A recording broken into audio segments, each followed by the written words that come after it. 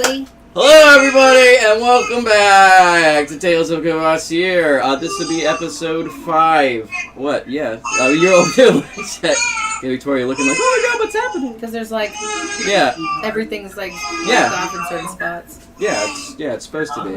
It's how it has to be, unfortunately.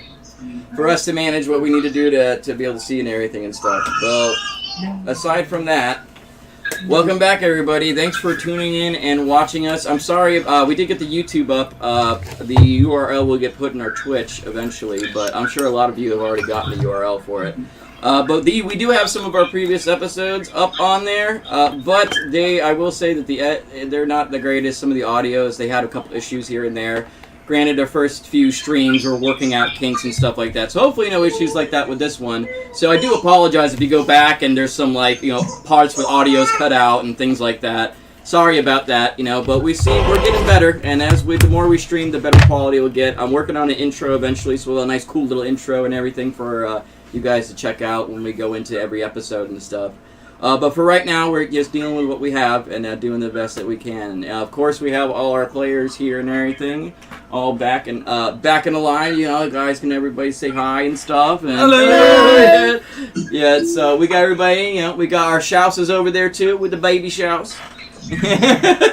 But yeah, we hope to continue to improve the quality and everything, and now that YouTube's up, hey, if you guys can sit and watch on Twitch, man, that is awesome. I understand, though, not everybody has, 4 hours at the given time today to watch it, so jump over to our YouTube, and you can watch it at your leisure, and watch it as many times as you want. I think that's really it as far as announcements. I know we're still working on trying to get other actual gaming streams in during the week, so you guys can see us streaming, me and Blue, playing some games here and there a couple days of the week. I will let you know as soon as it's up. We're going to update the Twitch buttons as well to change, because it was 4:30 was our start time, but it is going to be 1:30 every Sunday from now on. It seems to be the best time for everybody as a group to get in here and play and not be too late, because all of us do work regular jobs, so as much as I'd like to just do this for a living, to work a regular job.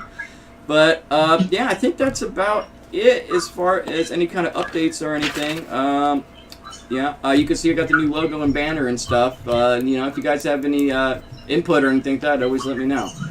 Okay, but we can go ahead and get into the nitty-gritty of this. Does anybody want to do a quick player recap before I talk everybody in, just to kind of see where you guys are at and what's going on? No. We died! We died! I was half dead, in real life. I'm in danger! I was half dead in-game and half dead in real life.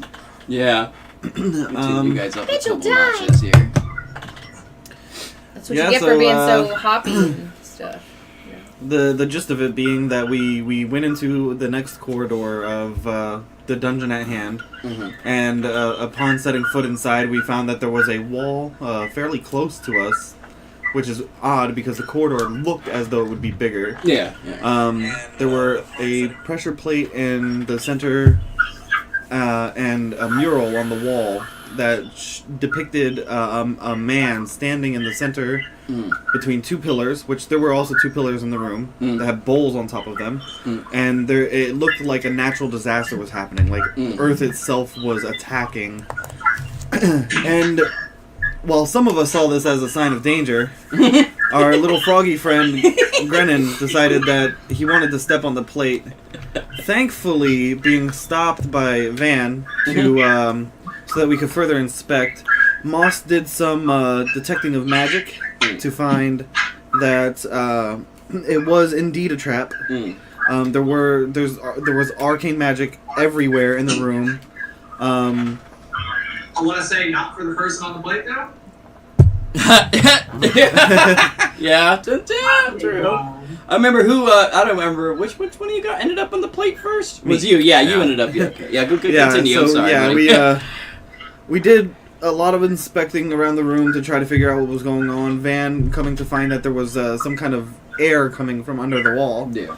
The implication being that stepping on the plate lifts the wall. So, unfortunately, somebody was going to have to do it. So, Van thought to himself, okay, I'll take the hits while they go hide in the other room. We devised a plan to keep the door open should it shut behind us, Worked fairly well, actually. Did almost at the cost of a mace Yeah. of Moss's. I'm really fond of that mace. My grandfather gave it to me. Grenin jumped on the back of Van, and we decided to get things started. Everybody evacuated the room aside from the two, and You mean Lyris? Lyris is the one jumping in the back. no, Grenin actually jumped on my back at the time. Oh yeah, Yeah. it was right. You were right. Yeah, Yeah, that's right. Lyris Lyris got later. back there later. Yeah. So, Van stepped on the plate, and sure as he thought, the door behind him slammed shut, held up by the mace that Moss very expertly wedged into it.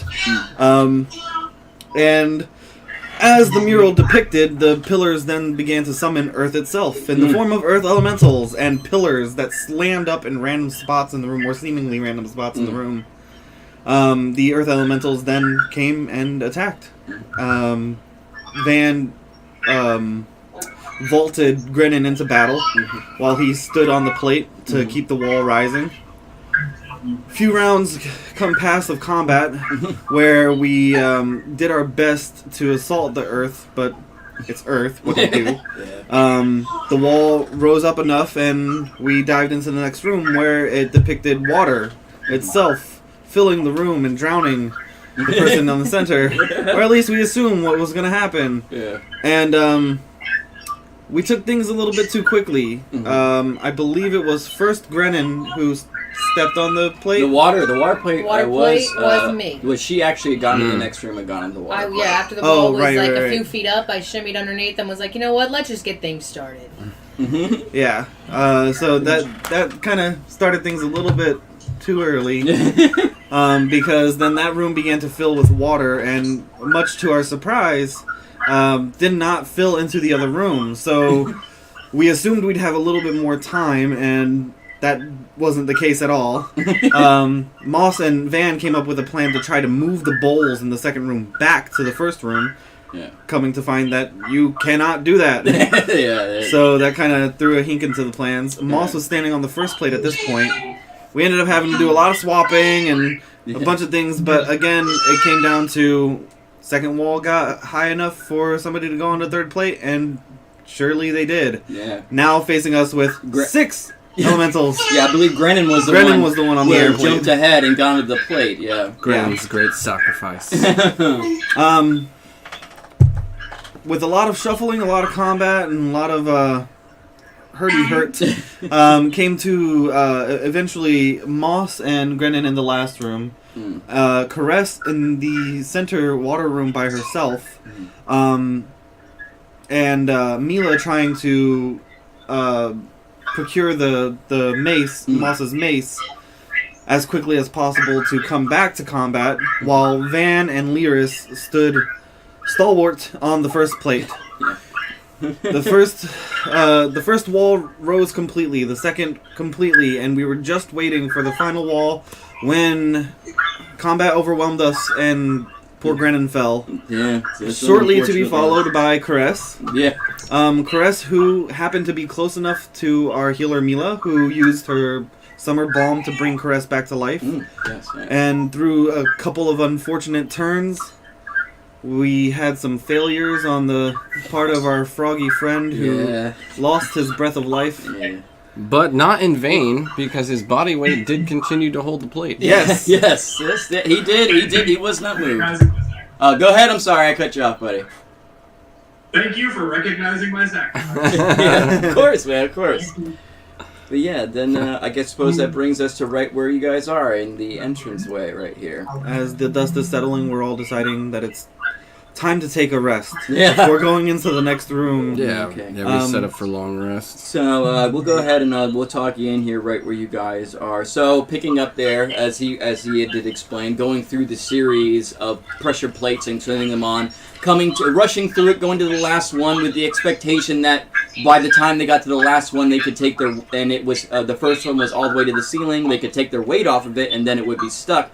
But finding that all 3 had to be depressed for the entirety for every single wall to come up.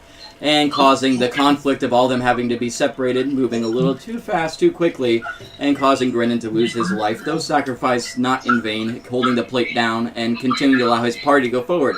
After all the walls come to the top, all the elementals in question came to them, and actually, let me look, I just want to make sure where did I put? I have the paper. And afterwards, all of the elementals bowing, looking to them. It's like you proved your worth, and you proved your worth to Vitalis, basically, and backing away. So whatever is running them or that rules them, they had completed the test that it seemed that they procured to keep others out that didn't need to be. Now all of you standing in the doorway now, looking out to the room in front of you. It's with an immense heat coming from it. And let me get a little in there. So as you all sit gathered around Lyris and everybody, Grenin's now lifeless body sitting, all of you in the hallway. As you look forward out into the room, a large cavern with once again a bridge, and in the distance you can even see the little river that runs through it, but it seems to be of a green-tinted hue, almost the same as the acid pit that you had come over recently in one of the previous chambers. An extreme heat and humidity comes out of it, and the smell of burning and soot and ash is coming forth. As you all can peer into the room, it seems to be pretty inactive. There doesn't seem to really be any movement, but you all can clearly depict across from there a large iron and stone creature just standing there, but not moving, completely still, just holding its place and standing there looking directly in the doorway without any life to it at the moment, it seems. All of you there in the hallway just talking with one another, tired, downtrodden, losing one of your companions now, beaten pretty hard and needing a little rest, and basically coming together to decide what your next step will be. Now it is hard to tell for you guys what time of day it is, but you know you've been down here for quite some time. And as well, to let you all know, we are going to let our friend Mr. Mitchell go ahead and play Lyris for the time being. And I got him a stat sheet and everything, so until either he has a new character rolled up, or if things go the way they may go and he decides to go with this other route, he may be back sooner than we think. But now we leave you to all of you guys just outside of that last room in this doorway, which now the last room completely, all the walls up, just the pedestals and pillars there, no elementals. It seems all the elemental factors and fog and water have all kind of dissipated now. And we leave it to you, but all would you like to do? And did we already take that long rest? Because at the last end we hadn't decided. I hadn't confirmed it yet, but basically I figured we'd leave it till right now. So if you want to say, hey, we take a long rest, you could say whatever you want to do. We'll do it quick. Yeah. As happened before, we kind of devised a plan to eventually make it to the east coast, attempting to find the fey creature of the Furball. Yeah. To see if we can resurrect Grenin. That's the decision we came down to, because we decided that none of our clans are close enough. Yeah. Except for Caresses, who even she thinks probably won't help. Yeah. And as well, like I was telling Mitchell, that you guys had actually talked to Lyris about this too, and Lyris was even saying I'm the most, and I just let him know he's the most powerful, and he's in the eastern side too, but there's nobody in his tribe either that can do something like that. Yeah. Right. And then we came down to the conclusion that Caress will summon her little tiny hut for us to sleep in, so we have some kind of protection while we take our long rest. And that's it. Yeah, okay, so... I don't think there's anything special that Moss needs to do besides just rest. Alright, I just wanted to make sure there was another little thing. So, we'll say that she goes ahead and uses her magic and procured tiny hut. You guys a little tiny hut to sleep in. All of you gathered in it, bringing Grenin's body along with you, and all taking a long rest. So if everybody... I would say this protects you, so you don't have to worry about anything getting in and out, so I won't make you guys do any rolls or anything for that. We'll just, everybody get their stats back up, health is back, spell slots are back, and all that good jive. Do you guys need to do anything, Shy or Mitch, during the long rest? Yes, I want to I want to dig a hole and soak Grenin in water. Oh, okay, I got you. Yeah. I would... I'm trying to think. You know what you could do, because it's kind of difficult. Because they're, I mean, if you don't care about him not being in the hut, you can find a way to move some floor and kind of chip it away and dig some kind of hole for water to hold him, or even I guess one of those bowls. They're pretty large and he's pretty small, I guess. But I'm trying to think, because in the hut, I don't think you don't have any utensils or anything that's available. It's just like a room. It's a dome. It's a dome. Okay, it's a dome. Oh yeah, I'm sorry. I'm thinking of your rope trick for some reason. I'm sorry. You can see out of it. They can't. So yeah, you could totally. I'm sorry. You could totally do that. I forgot it's a dome. They can't pass in and out of it. If you leave it, you can leave and come back into it, but anything that's already out of it when it's created can't come inside. Yeah. Okay. But yeah, so you could do that. You could kind of like take a dagger and chip away at the floor and stuff, and make a little pit. So. Yeah. So you do that, and you kind of lift a floor tile and dig a little kind of round basin almost, and take his alchemy jug and put his body there very gently, and begin to pour water over him, trying to keep him in the best condition you can. I got a real classic motherfucker. All right, but yeah, if everybody's good, then everybody's got all their stats back, and they're good to go ahead and start out where they want. All right. Mitch must be doing baby stuff. I looked up and he wasn't there.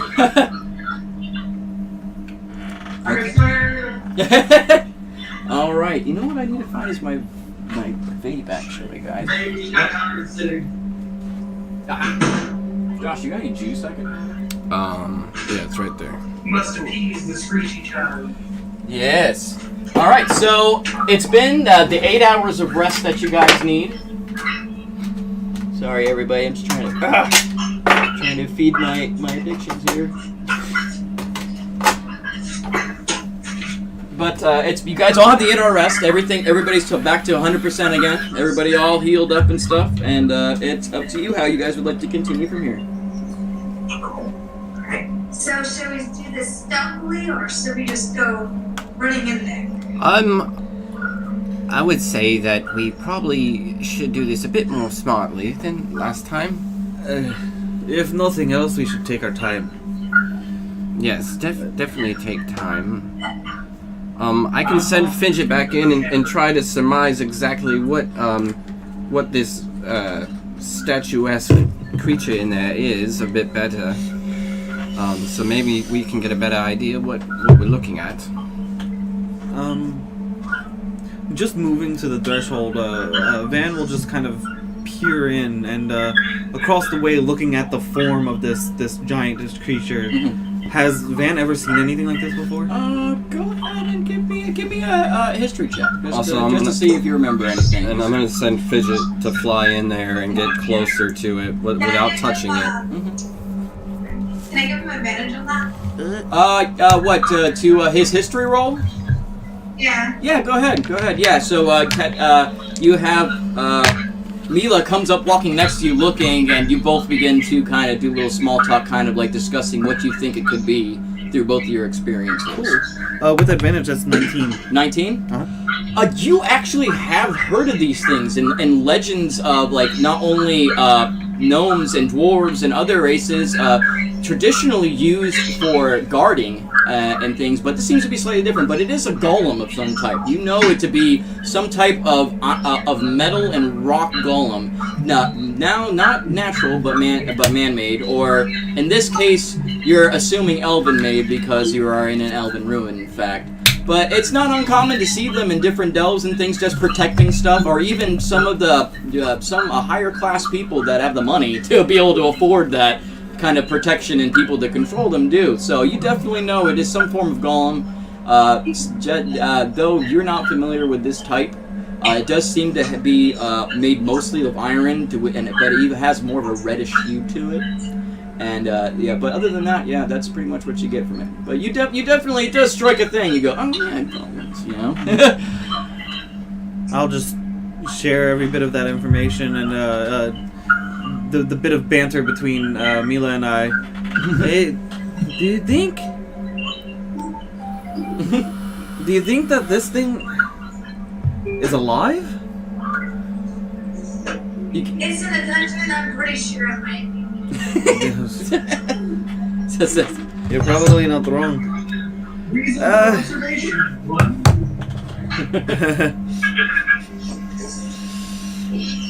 I'll walk back into the room. Huh? What'd you say? I said, I wonder what it's guarding though. Well, I did that one run with Fidget before we ended the last session to look through the room, so I did say that there was a device on the altar or the stand. So, Yes, as you went, I remember you did, and you actually got a decent roll on that. So Yeah. what Fidget had picked up last time before your long rest is went past, saw the golem, the rather large golem, which you now know to be definitely a golem from his information that him and Mila have given you. But he flew around and did see a basic altar in the back with a larger orb. And it seemed to have some writing and inscriptions and a big center thing almost in the center of it. But, Fidget couldn't quite make out what exactly anything was on that. Couldn't get too close because didn't want to incur in triggering anything. But Fidget definitely could feel the humidity and everything and the heat. And as it got closer to and then around the golem, actually it seemed to be some of it seemed to be emanating off the golem itself, the heat. But yeah, saw this orb on an altar back there, which it seemed that the golem was standing directly in front of, post guard. well, in passing that information. Well, the thing on the altar definitely is the main prize of this particular delve. And I fear with the golem, considering the last room we've just been through, Yeah. it's definitely attached in some way, shape, or form. Video. I wonder if it's an off switch. That would be quite the treat. Well, So, given that Moss over here hasn't told us that Fidget saw any switch, I'm gonna assume there's not. I can have him look for any particular switches or anything. Just give me a moment. I'm gonna have Fidget look for anything switch-like, pressure plate-ish, or like some trigger. a trigger, or a different kind of inscriptions or anything in the room that might. Okay. Go ahead and give me 1% for this one just to see in detail. So the Fidget's now looking for details of things. So Do you want perception or investigation? go ahead and give me investigation. Yeah, I mean if he's not just looking for things now, he's looking for specifics. So. Yeah. 16. 16? Okay. As he flies around the room again, trying to get a little bit closer look, but not get too close, looking for any kind of other writing or mechanisms or buttons or triggers, he begins to go around and goes by the pedestal and everything, and sees that the round shape in front of the orb actually is depressed. It's actually outward, so it looks like it can be depressed due to some kind of nature. It doesn't seem to be smooth with the rest of the orb itself, but an outward circle in it. As he continues to go around the room, it looks around the golem a little more carefully. It doesn't seem to see any kind of mechanisms that are attached to it or anything like that. But does notice that there are squares and tiles around the room, which most of the rest of it isn't tiled, it's just bare stone, other than the bridge that is going across this stream of acid. But they seem to have writing in them, and they seem to every once in a while give off a red hue, a glow, almost as if this writing has some kind of light source or other source that is giving it energy to illuminate it slightly. So as he's going by, basically it's almost as if say like a regular a warning light or some kind of light where it'd be fading in and out, very subtly, very subtly. Fidget showed me that there is some sort of switch on the artifact itself, but even more so, there is some kind of plates on the bare stone on the floor. I can't quite tell what they are from here. Yeah, they are, and he can tell that they are just built into the floor. It doesn't look like they're raised or anything like that, or it looks like they're just. They look similar to the previous switches, but a little bit more fancy. Yeah, see, but the thing is, I think we've learned our lesson about plates and stepping on them. Yes, I agree very much so. Well, I think maybe we can get close as long as we don't fiddle with anything. Well, as someone can see if it's magic or not. Well, you actually are of the shaman persuasion, so you probably could do some checks yourself as Lyris if you'd like.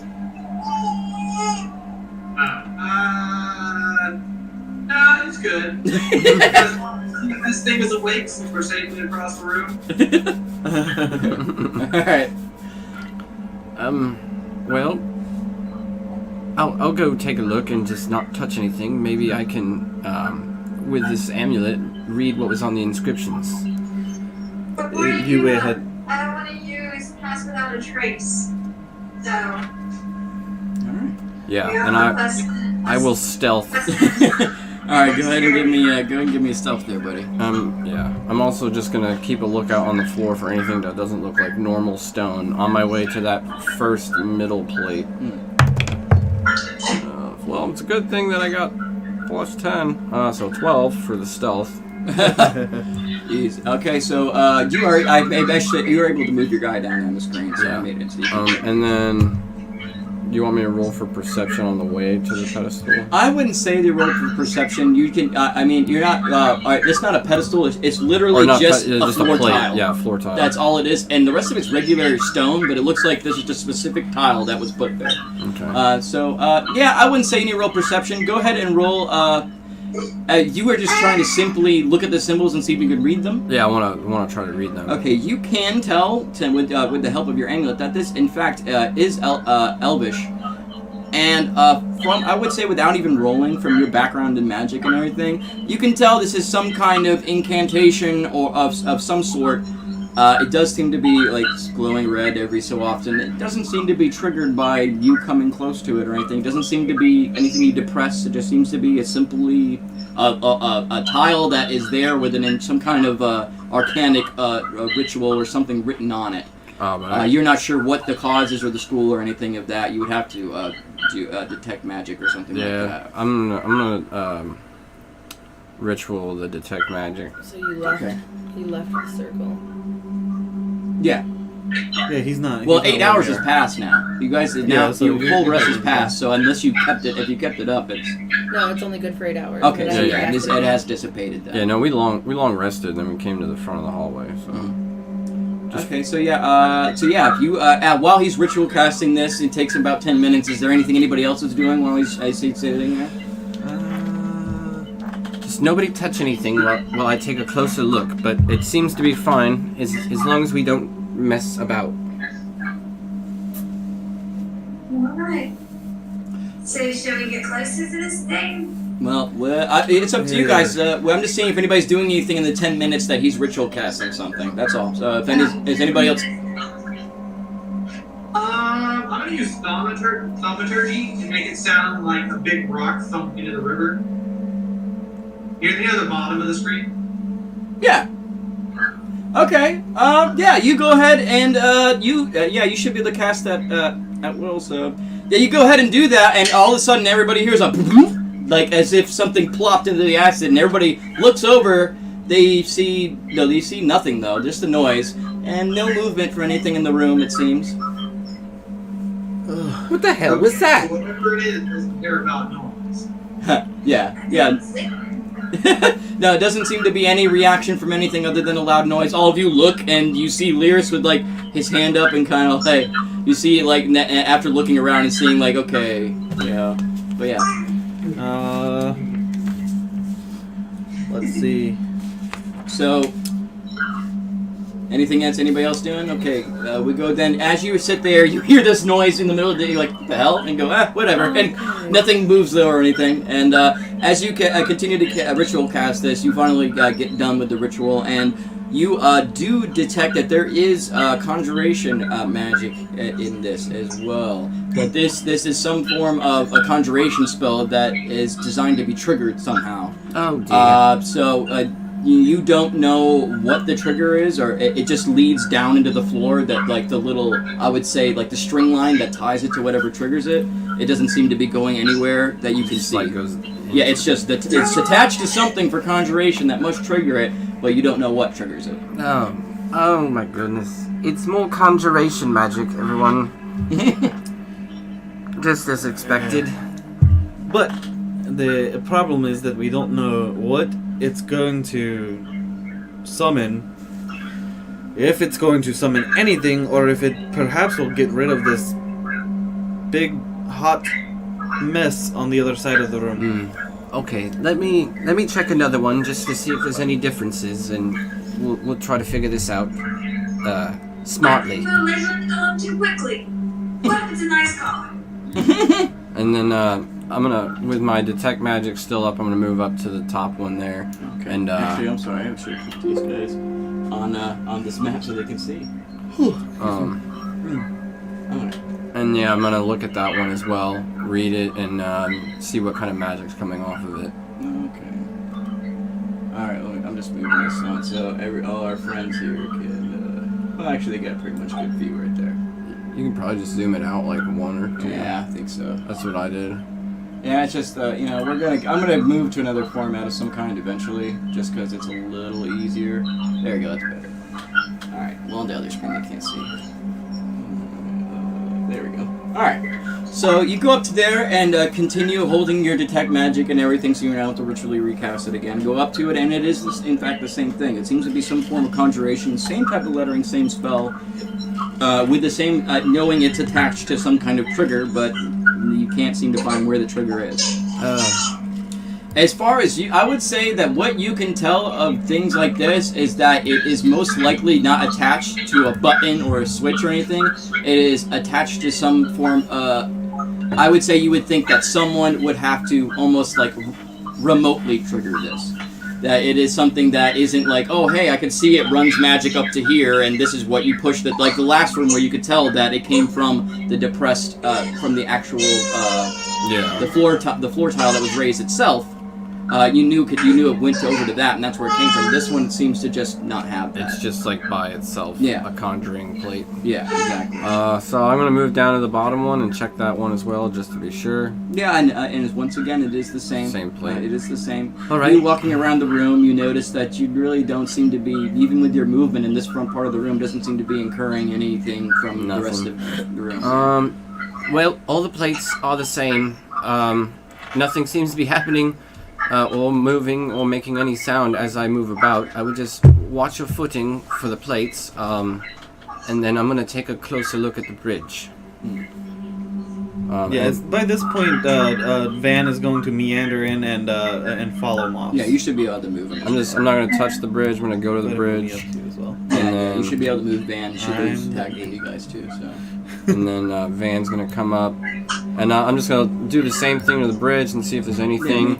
Yeah, also, I want to check, kind of like while looking for traps or magic, I want to kind of look at the integrity of the bridge. I don't know how long this ruin's been here, thousands of years maybe. Okay, yeah, sure. We can call this all in one. We're gonna keep your detect magic, and why don't you give me an you won't even need investigation. For when you can tell the bridge, it is old, but it seems to be pretty well maintained. It doesn't seem like it's cracking or falling apart. It's definitely worn, and you can see it's been in this ruin for quite some time, but it's not like, it's not broken and deteriorated to where it couldn't hold weight. It looks like it's pretty much sturdy. Let me check one thing before I tell you what detect magic to tell you what type of magic this is, so and say the right school of magic for you.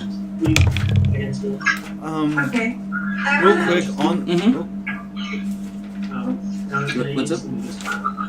I'm gonna bring Grenin to the entrance of this room and just lean him against the wall. Okay, yeah. Just gonna prop him up like a corpse puppet. Do you want to move in at all, or you gonna stay? I mean, I'm only a 45-pound frog. Yeah. Yeah, right. I'll stay with the dead frog. It's not as smaller than the regular goat. now like if I die, you guys are probably just gonna leave me because I'm a 450-pound freaking turtle. I'll carry you. Okay. Yeah, right. I'm only I'm just slightly taller, but definitely thinner than the average human. Alright, so as you go up to the bridge, you do, looking around, and even Van, you can see, it's pretty well built. It seems to be one of the few built things. The rest of the flooring, besides the tiles and everything, seems to be cavern. It doesn't seem to, it just as they built it over this natural acid way. And with your detect magic, though, you do detect right in the center, you could see almost like a thin veil over the center of the bridge, and it is abjuration magic that you could detect coming right in through the center of the bridge. Oh. And it seems to stretch all the way across the stream, along the center part of the stream, and the center of the Okay, now I bridge. get it. All There's a barrier of some sort, some kind of abjuration. I can see it right at the center of this moat. this death moat, as it were. Yeah, I would go with We've, cross this line and everything activates. And I agree with Caress. I believe if we cross this threshold, We've come to the fog wall, yeah. as it were. Y'all have fun. I'm gonna sit here with the frog and contemplate whether or not I can get around eating him.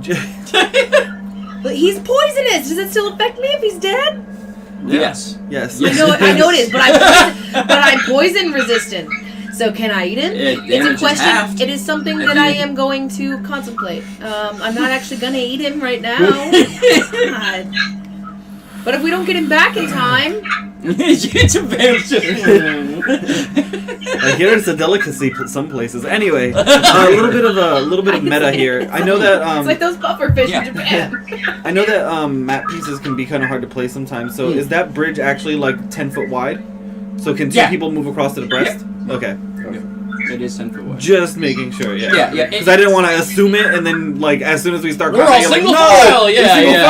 No. And it's like on the sides of it too, are only a few feet up. So and they're flat, like shin length. So yeah, so you basically could kind of stand on this edge, stand on that edge. So if you really wanted to, two people could walk across comfortably. And from what you looking at it, you're like, yeah, someone could kind of carefully teeter across this edge and run across the edge of it too. Yeah, that doesn't seem like a good idea. Yeah. It would be you. ABJU. So I guess. So if I want Since to, we're reasonably sure that we're gonna cross this and something's gonna happen. Did you tell us an in-character boss about this veil? Did I tell who? Oh, Moss. Moss. I told so. everyone. Yeah, he told Lyris. Yeah, Lyris knows. Lyris is you got control of Lyris's little icon, the little shaman guy right there, and that's you. But yeah, Lyris is privy to all this stuff. You know, I was talking out loud in character, so everybody knows. Yeah, so if Lyris moves into the room wherever, you can control him, buddy. I gave you control, and you can move him in or whatever. But yeah, Lyris is definitely a part of all this. They're definitely. Quick question. Yeah. Lyris's thing he did with tossing like the boulder thing into the moat. Did that cross this? What? What do you mean tossing the boulder? Or what he did? He did thaumaturgy to make a sound. To make a sound. Okay. That's thaumaturgy is just for projecting your voice in another area, making a sound. Or, okay. Yeah. I didn't realize. Okay. A loud boom. Thaumaturgy is ventriloquism. Very loud. Yeah. Okay. Yeah, it's basically. And I think there's one other thing you can make, like wind push windows open and stuff. It's it's basically it's basically a poltergeist spell. It's prestidigitation, but mainly for sound. Yeah. Okay. Yeah. A quick visual. It's not like something you bring into. So there was no physical object or anything or physical effect. It's just sound. So just. Sound all of this spans. Mitchell went ahead and moved Lyris onto the bridge. If Lyris is going to try to step past this threshold, Van is most definitely going to stop him. Okay, yeah, okay. No. Yeah, he is about... He says no. The very center of... It's the very center of the bridge. Okay, and all the way across the stream. And you can see it, even with your detect magic, you can tell it goes under the bridge, all the way down to the acid across, and like it is like the entire wall, a sheet over this whole thing, that abjuration. So Moss, did you tell us about the switch on the orb? Yeah. Okay. I did say there was a switch that was outward and could be pressed inward to the orb. It's like a cylindrical switch that just kind of comes out of it that could be depressed. As all these guys are like walking up to this bridge, I'm gonna hang out with this little frog, but I'll pluck you guys a song of inspiration before you go. Okay. So I have to do one for each of you. Can I just mass inspire you? There is a bar thing that is for inspiring I know, more than one Mantle of person. Inspiration. It's up to 4 people, so I'll take that one. But I think it has to be Mantle within. of Is it Inspiration. with everybody has to be close enough to you, No, or you just have to hear be you? able to hear me. Well, isn't that a bonus action? What, Mantle of Inspiration? It can be used as a bonus action or as a regular action. Well, yeah. Whatever I choose to use it as. Because I'm just thinking, metagaming this, maybe wait until combat, because since it does allow us to move our movement, if we end up getting in a pinch, then you could just play the Mantle of I Inspiration. can use the Mantle of Inspiration more than once as long as I have Bardic Inspiration to spend. Okay, cool. Wait, now does the mantle only use one of your bardic inspiration spots? Yes, the Mantle of Inspiration. I have to use a Bardic Inspiration point to use it as a bonus action. Okay. And it just makes me.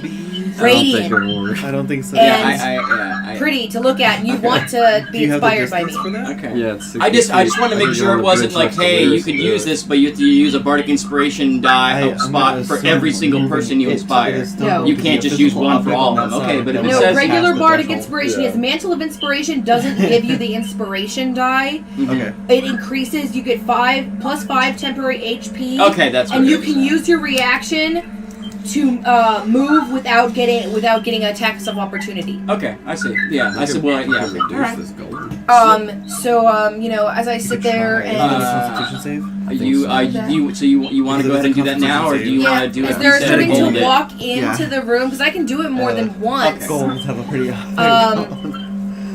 I just want Could to, get lucky. as they're walking into this Try. room, I'm just going to give them a little mantle of If you do inspiration. get lucky, Where's all my that'd be great. songs? Damn it. Sizes have weights So reduced. if we're reasonably sure that crossing the barrier is going From to Mars to trigger Rio. something, Let's throw a rock at it. can I Disadvantage test on something? strength checks and strength You guys, he's Weapon also asked. shrinks them Hey, out. group. Sorry. Mitch is asking you, all of you guys something. What's I up? have an idea!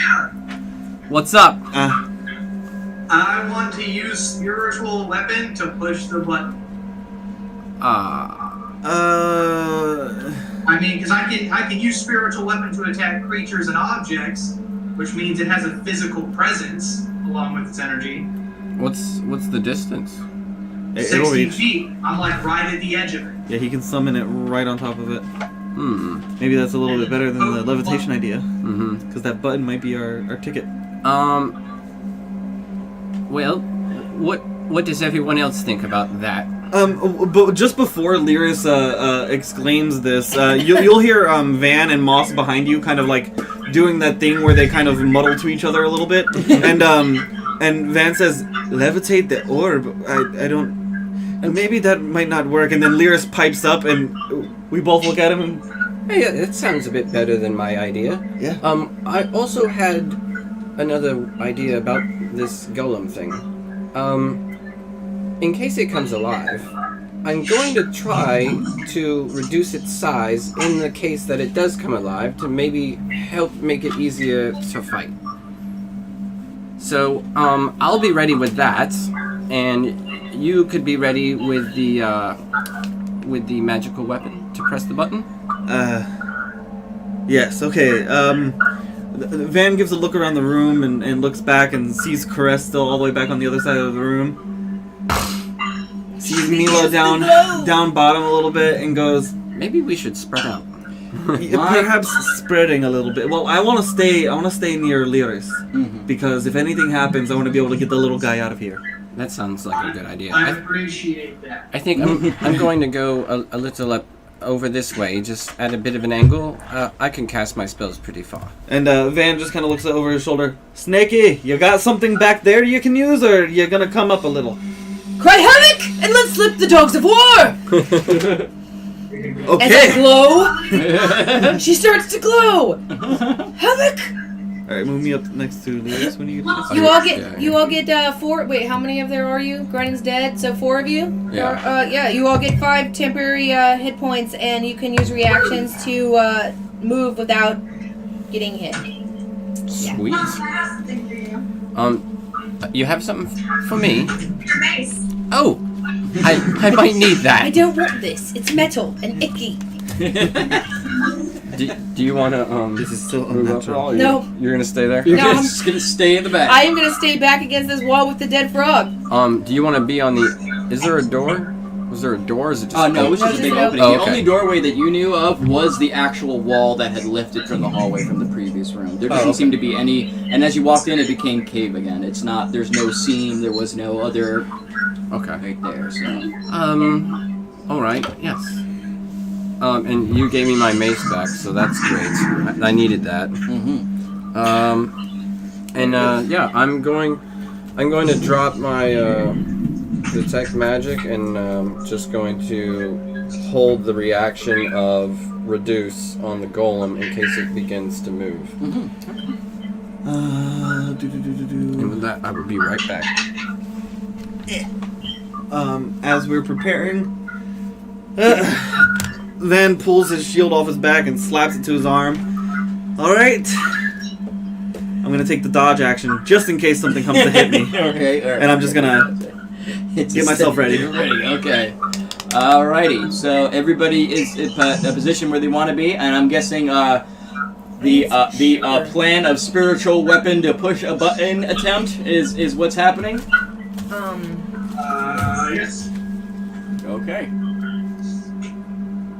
We had an I'm gonna summon it in the shape of a spear. Okay. One thing I need to check just to be sure.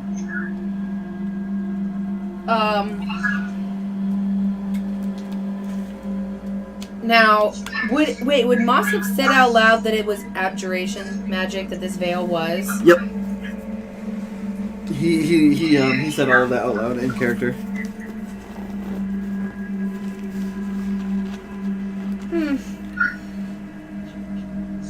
Nah, I think you guys got it. We'll see if they need my help a little bit. Just gonna kick back with this dead frog.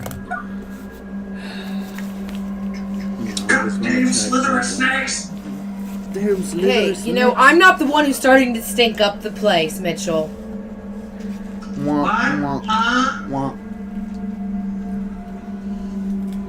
Stinky dead frog. Hey, if you would have died, you would have died too. Exactly, but I didn't. Because I saved you. Because the cat lady saved me.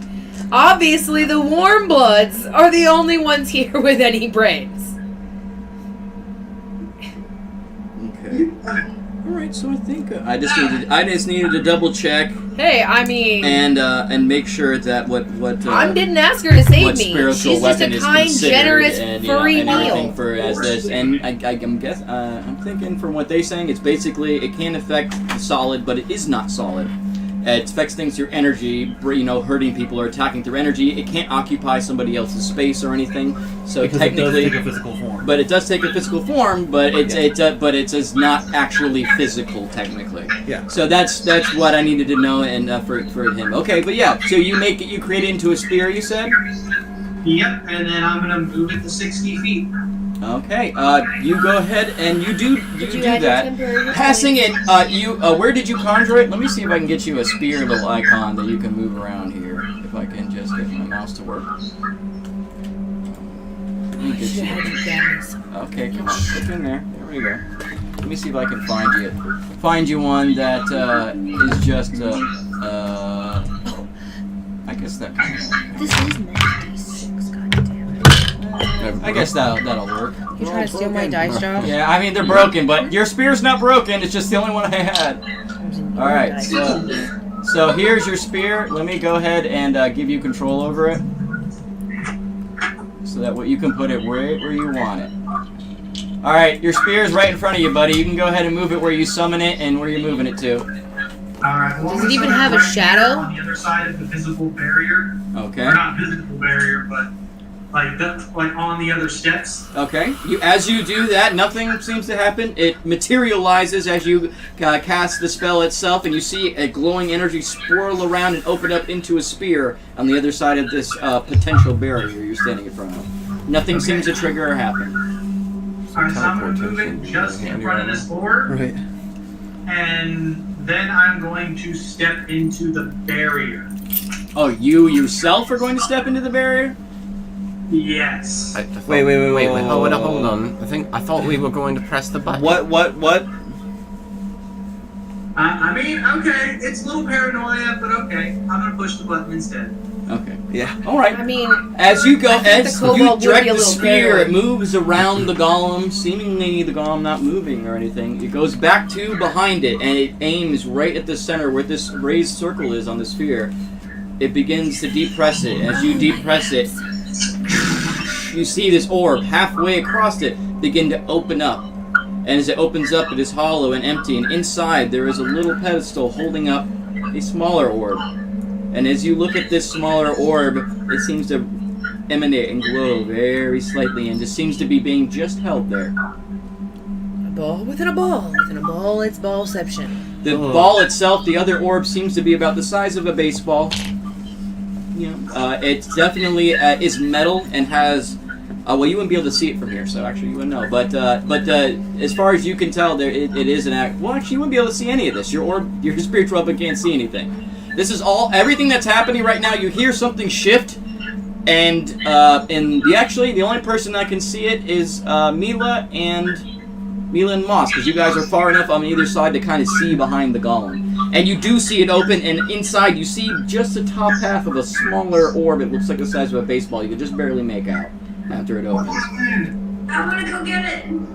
Hold on. No rash moves. I want to get it too, but let me think here. What happened? There's a smaller ball within that orb. It's I've heard of this before. It's from the Russian nested dolls.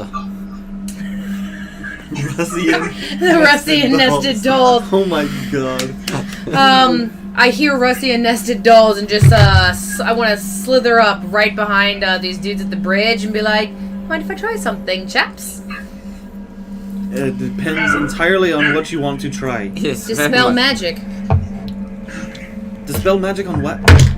The wall of fuzzy magic. You have Okay, now hold on. I think that's the whole point of this wall, is for us to walk past, dispel this magic, to activate some other magic. Or maybe I'm stupid. Who knows? You want to try it? Go for it. I don't know. At this point, Van reaches over, grabs Lyris, and puts him on his back, and says, "Alright, buddy, you and me, good idea." Okay. Hold on. Are we ever gonna level up? Maybe I I've should been a just- level 5. Maybe I should just reduce the golem now. So, hearing that there is a smaller orb, I'm going. I can understand it if you rule not to do this, John. But Yeah. I'm going to drop spectral weapon and reform it into the shape of a net. In the shape of a net?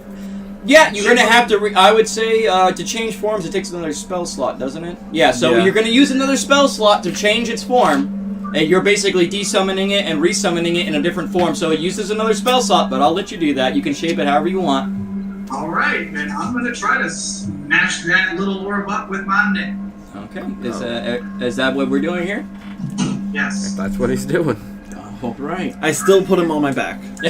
See, as you do this interchanging, you feel yourself, as you're sitting there waving your arms around and saying the incantations, you feel yourself kind of, and like, get picked up, and then as you finish it, put on Van's back now. I have a bad feeling about this. Oh wait, I I can only reduce up to 30 feet. Thought it was 60. Well, then still be ready, because if this thing comes across the bridge. Yeah. Realizing that, Moss is gonna move right behind you guys. Well, you can now be where Lyris is, because Lyris is technically On your back? On my back. Hey. Hey! Alright. I can move, actually, wait, one more forward, right? No. Because the barrier's No. in the center? Yeah, but if you move there, you'll be on it. No, I thought the barrier's right here on this I feel like... this line. I don't know. Yeah, it is. Oh, It's- yeah, It said okay. it's dead center across, so we can move up one. Yeah, move me up one. That'll be fine, yeah. Okay. There we go. Okay. We're getting as close to this barrier as possible. Without touching it? So everybody moved to where they want to be as he's going to scoop this orb out of the center of this? I want to make that ice. I want to make water ice. 30. Yeah, just, That is acid. just barely And makes it. move up. I don't know if you can make acid into ice.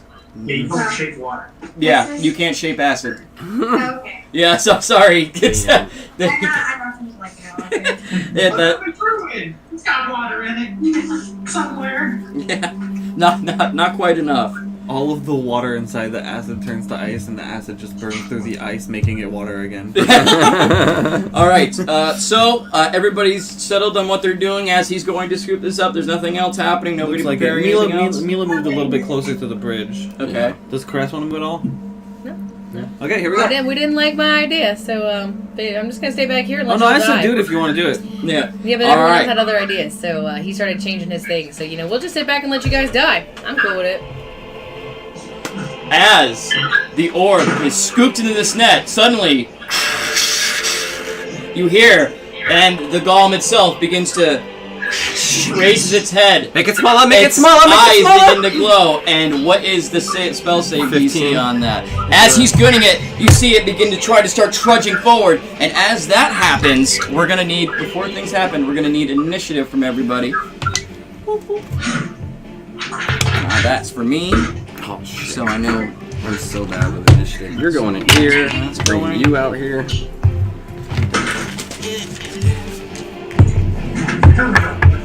Oh, I have advantage on initiative. Oh, wait, don't we get plus 10? Not to initiative. Not to initiative, because isn't it dex? It's dexterity, dexterity checks and stealth. Oh, okay, but They don't- it's not just yeah. a straight plus 10 to dex. That's what I was asking. Yeah, dexterity checks. Dexterity checks. That's not on Not your initiative. initiative. You don't get that for your initiative. Damn. Trust me, everybody would use that spell if you get a plus 10 to initiative for that. That'd be awesome. But yeah, no, they it's only for stealth checks and dex checks, not actual like attack rolls and things like that. You know? All right, let's see. So, all right, go ahead. We're gonna go ahead and start. Anybody 20 to 25? Nobody 20 to 25. Anybody 15 to 20? What do we got? 16. 16 as well. Caress. 15. Caress and Mila has Van- 19. And Van are 16. Mila at 19. Mila at 19. And the little kobold dude, Lyris, Yeah. at, what do you say, 15? Did you say 16? 15. 15? 15. 15 is Lyris. And then what do we have for you? 4. A 4. Would you roll a Nice. 1? No, I rolled a 4. I have no dex modifier. I have no initiative. Oh, well, you have no dexterity. You're a fucking turtle. Exactly. No offense or anything. I'm But a walking, talking rock. with legs. Constitution for days! Yeah. Okay. Now that we have order, I before can't we eat do you. this one thing and jump in initial, we're going to have reactions. So you have your spell that you cast. You're trying to reduce his size. Make it smaller, Oh, please. what is the save DC? It's a con DC of 15. 15. He rolls a 19 with a + 5, so that's 24. As you go and cast the magic, you see him begin to slow slightly and be reverberate kind of and then just stays his normal size and continues to move forward. And No. immediately after this happens, suddenly you hear a and let me get in here. I gotta place this here. So do we have to order it or? It's in the net. As soon as I wrap around this hat. I'm gonna have to use an action to move the fuel set. Oh, where? Check this out. Oh, God. And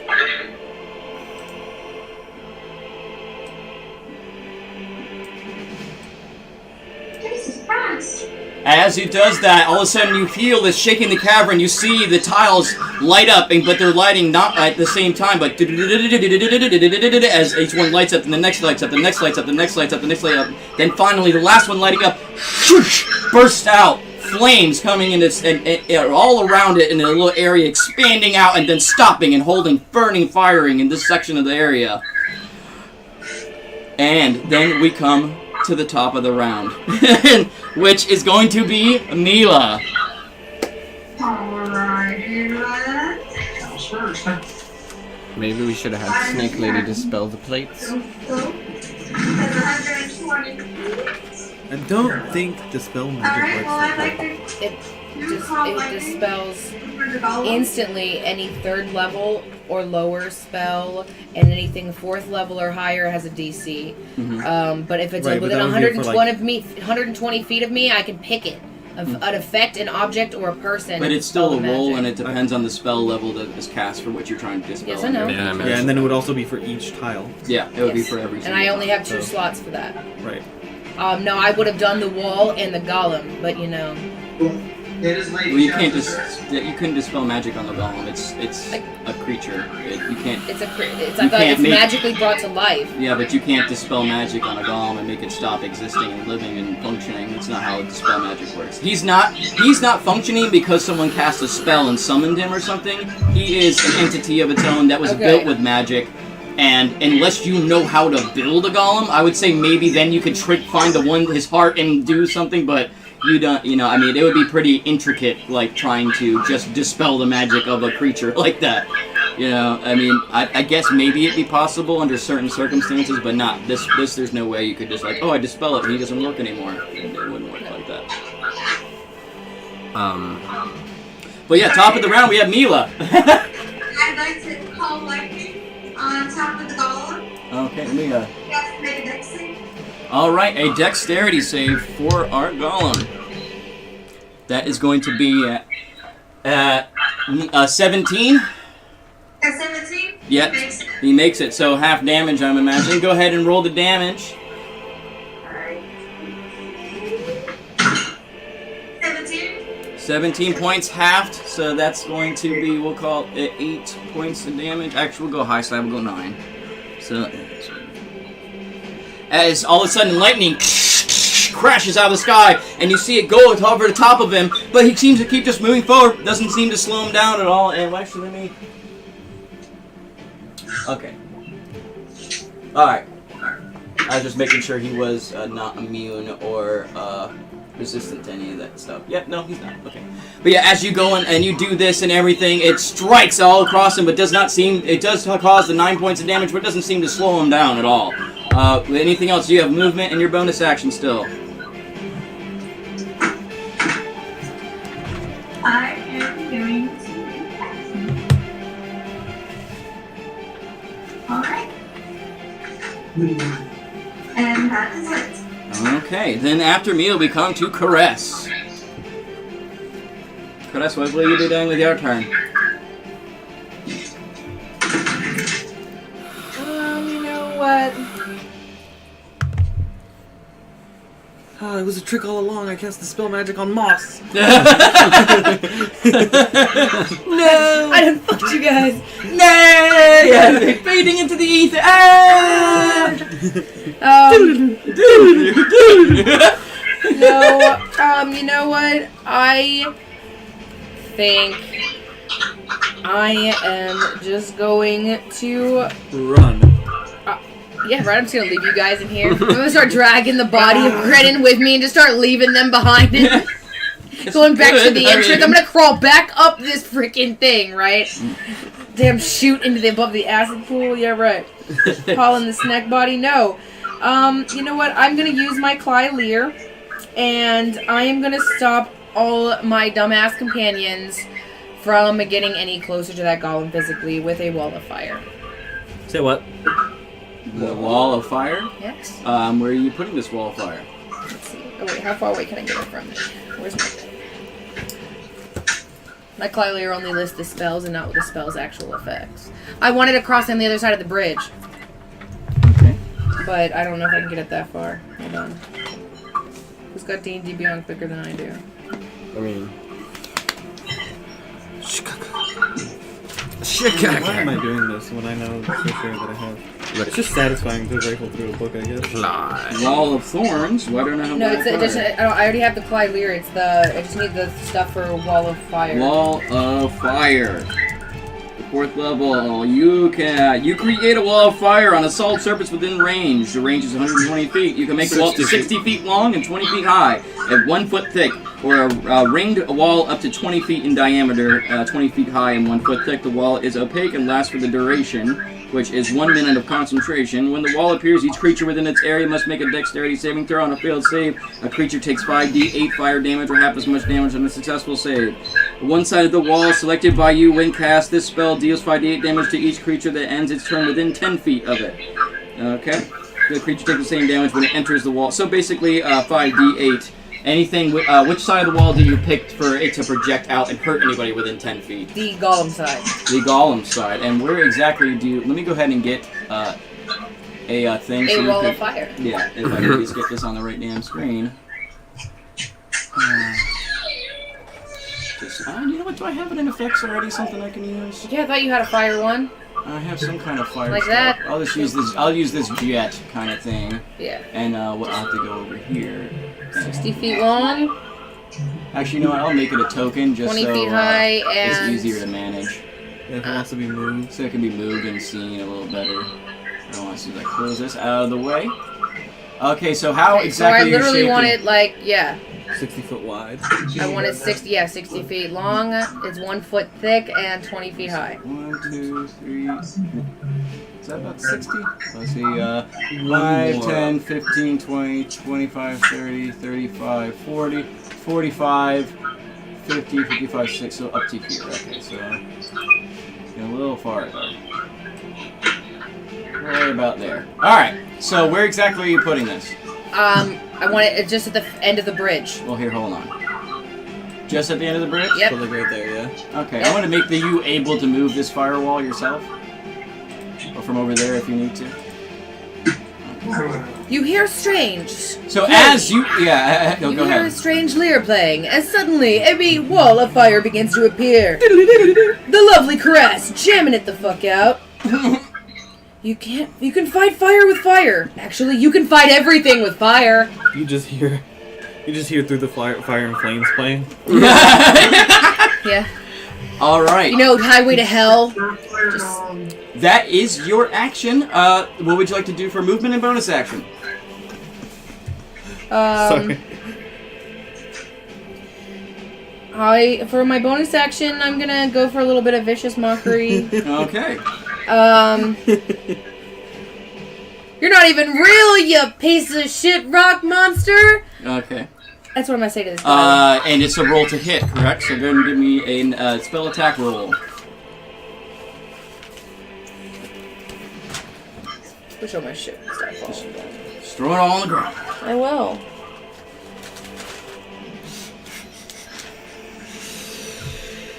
I'm not within 60 feet. I'd have No, to you're move. certainly not within 60 feet.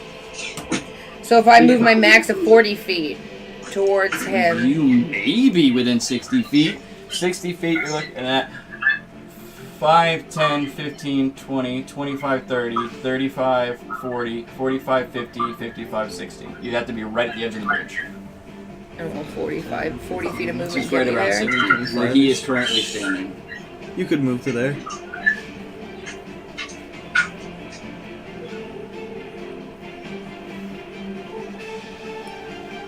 Okay.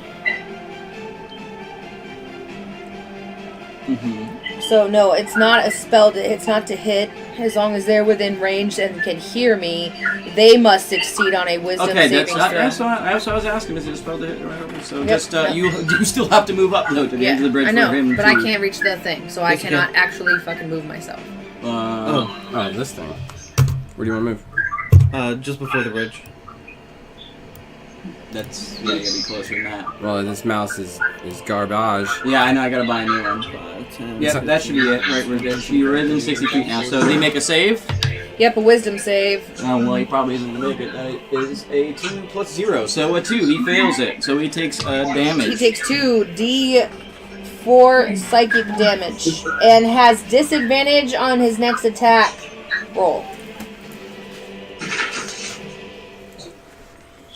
Okay. Go ahead and roll the damage. Did you already your team? It's not my turn. 5. 5 damage. I'm sorry, Mitch. You're gonna have to become creative very soon. Alright, as you do this and you say those words, you see not much effect on it, but you can tell it kind of twitches a little bit and continues to walk forward, to causing the 5 damage. Body. Alright, and then after Caress, we have a Van. Van, what will you be doing, good sir? Remember, there's a wall of fire. You can't see him anymore. Regardless of which, Van has a very deep-seated fear of fire. So, seeing her summon this wall of fire in front of me and realizing that the plates, the tiles, are going to be rings of fire in some randomized pattern that he doesn't know, because he's not smart enough to figure that out, I'm going to take the dash action. And I'm going to go back through the other, next to Grenin. yeah. I'm gonna go back there, as far as I can. Alright. Now, Lyris, do you maintain on his shoulders, or do you drop off as he runs over? Yes. You go ahead and drop off? Yes. Yeah, so as you go to run over, he goes, huh? And just, like, hops off real quick. Where are you going, Fuzzy Man? Moss standing there. Where are you going? Nope, it's fire. No, All my people burned. It just I'm not burning. Nope. I like He that. just Nope. Nope. Right out of there. Got a whole bag of nope for you right here. Yep. All right. And then you have bonus action. You use move and action. That's it.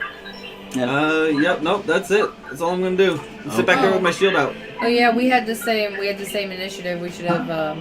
It doesn't matter. Yeah, at this point, there wasn't like, oh, hey, you know, so I wasn't really super worried about it. What does it go by? Dex, who has a higher dex. What's your dex mod? +2. I went anyway. Yeah, That's fine. no. All right. It works. Okay, so that's going to be Van's turn. Now we come to Lyris. Lyris, your spiritual weapon is currently a net and has that orb in it and is across behind the golem itself. Alright, so I'm going to move it 20 feet around the golem. All right, yeah, go ahead. You should be able to. Do you want me to do it so you have to get up? I'm going to roll the chair. Okay, all right. I'm in a rolly chair. We gotta get you a good wireless mouse, man. Mine reaches like 50 feet, dude, so that way you can like sit on the couch and do it.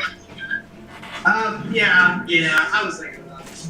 Yeah, I found one, man, for like $15 for the wireless keyboard and mouse, like Targus one at this place for like $15. Works great, dude. Yeah. Those things can get freaking expensive quick.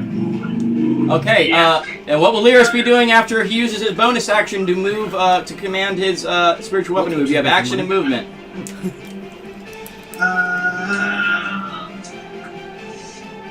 Moving the spiritual weapon, I believe, is a bonus action. Yeah, that's why I said bonus action. Okay. Yeah, he uses bonus action to move and attack with it as bonus action, and then so he still has his action and his regular movement.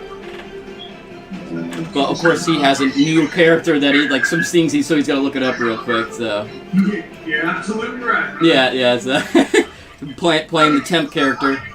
I'm going to, because I do not have to hold concentration, Mhm. it doesn't say I have to, for spiritual weapons.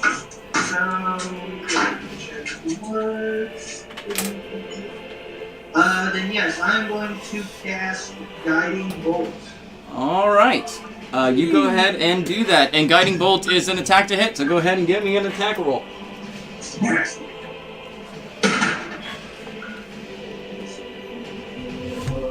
14? It does not hit. Okay. Well, no, I do nothing. Strike that. I do nothing. All right. No movement then from you yourself. You're not moving anywhere else. I'm actually gonna duck behind Mr. Moss here. All right. What the fuck? Moss does like a pitcher's throw of a guiding bolt. It whiffs and he goes. And then it just get back in real quick. All right. Well, if that's gonna end Lyris' turn, we do come now to the golem's turn himself. Oh, Which he is going to. Poor Moss. You sons of bitches! You fucking left me! Oh, not only that, but also you're about to get hit by heated metal. Oh. 3. It's gonna pass through a wall 4. of fire. Get As he heated, passes and through the then wall of fire, go ahead and roll the 5d8. I need to borrow some aids, man. Who's got them? I've got one here, and I've got 2 more as well. How many do I need? 5d8. Five. Alright, that's fine. You're good. I hate yellow. Your fucking dice suck, Josh. Fucking ones. Everyone else? 8, 7, 6 ones. You need new dice, friend. So we have 8. We have 16, 17, 24. 24. Okay, as he walks past the wall of fire, you see the flames and pew around him, and then suddenly you see him begin to glow, and then the flames begin to suck into him as he suddenly is consuming the very flame wall that you cast and gains the 24 health points back. Ah, Oh. multi-elemental golem. I see. It's- Run away! So now his HP goes up by 24 hit points. Run away! Oh, I would like to get the fuck out of Dodge. At the most available opportunity. Well, I mean, you have a golem in the middle of a bunch of fire things that are going off in his lair. I don't think imagine golem fire to hurt him. makes 2 tiles that make fire. That happen, doesn't mean and he's in emanating control heat. of the fire. I figured emanating it out heat. now. Sheets. Moss? Yeah, Moss said that he emanates heat. He creates the humidity in the room. he's the one emanating the heat. Yeah.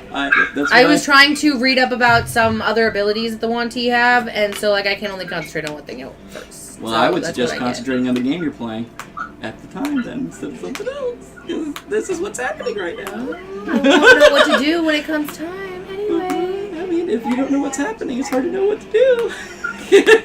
I'm just Well. giving you a hard time, honey. It's all right. You didn't know. No one knew that. There's no way of telling. Traditional golems.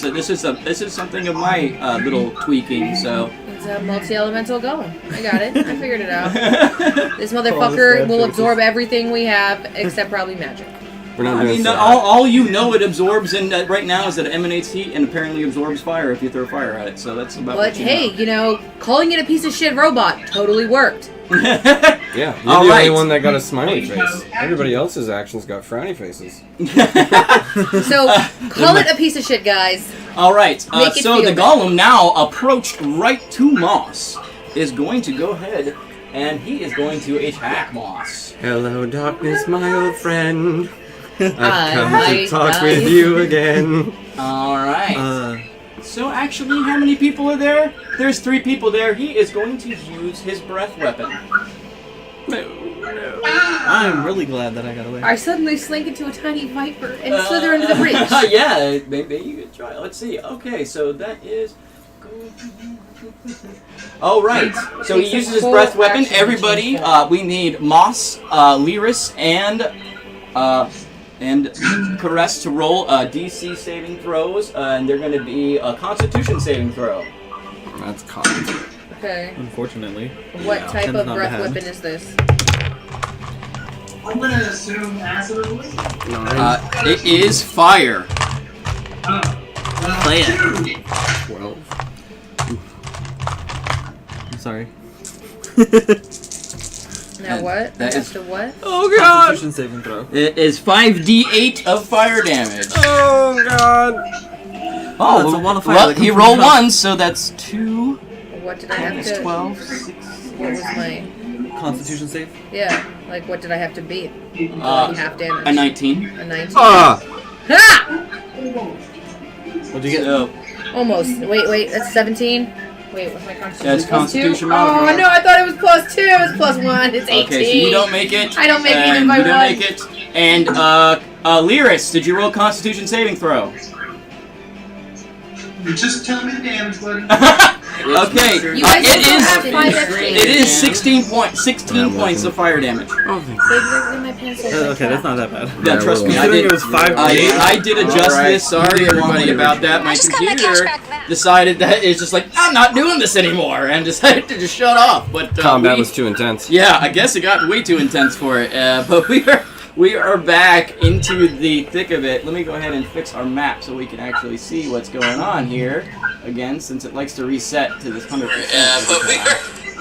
Alright, cool. We got audio and everything. All right, so let's get back to it then. All right, here we are. And let's see. We were at his, which he did his breath weapon, and which he had caused. Everybody had taken the what was it, 16 points of fire damage. And let's get up to there. So, all right, and that is going to be his turn. And then after the golem, we have Moss coming up. Did you give me a huge favor? Yeah. Oh wait, I guess there's more pencils in here. I just sharpened a bunch and I left them over there. All right, Moss, what will we be doing? We are going to Maximilian's Earthen Grasp. All right. This you can grasp for a large creature, correct? Because he's definitely considered large. Yeah, Yes, it should not be an issue. Okay. Let me just check to verify for you. And it is going to be a strength save, I'm imagining. It doesn't specify a size, so it should be able to grab him. And yes, a strength save. Okay. All right. Which is going to be a 26. Ah. As you go and try to cast the magic, you see its arms kind of try to squeeze in, and like it's trying to. It comes up out of the earth, trying to grasp him. And as it comes out of the earth, it kind of grabs him, and he just kind of and just You hear mechanics like gears shifting and turning really hard in it, but it suddenly bursts it off of it, loosening its grasp and faulting it to back to the ground. Okay. I'm going to... God damn it.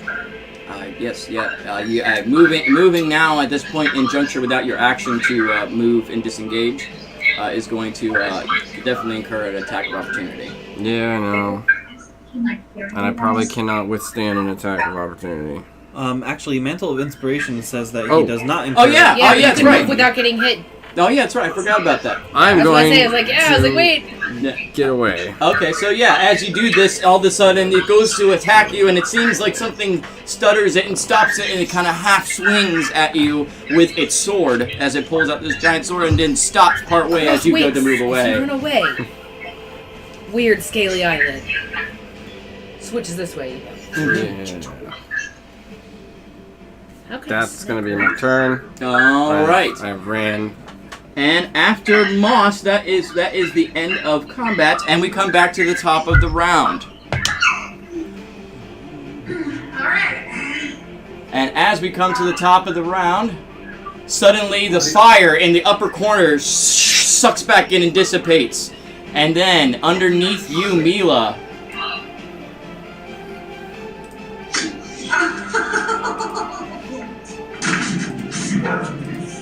hold on, let me grab this thing. Is it gonna hurt? Oh yes. Are you on objects? I thought I put it as its own thing. I must have put it as a map object. Yep. Oh, come on, a little farther down. There we go. Ow! The kitty's As on fire. suddenly you look behind you and back at the panel, and the letters begin to glow brightly as all the other ones teeter around, all begin to flash and strobe in order, and it stops on you, glows brightly, and flames burst out in a circle around you. I need you to make me a dexterity saving throw. Alright, and we still. Oh shit. 15? 15 is just enough to make it, which is going to give you half damage.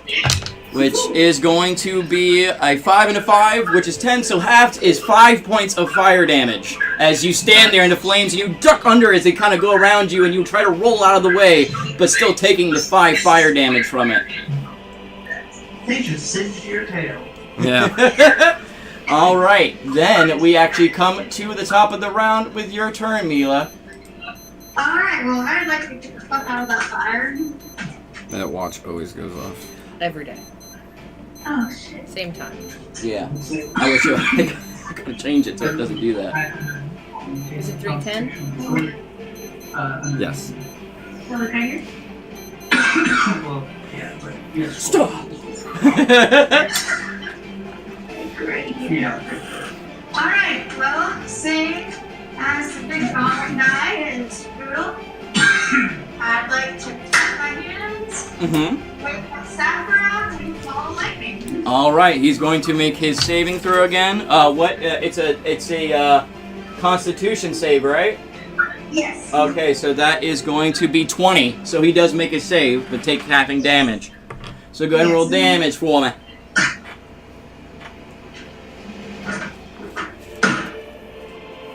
So he takes 4. 4 points of damage. It's already passed.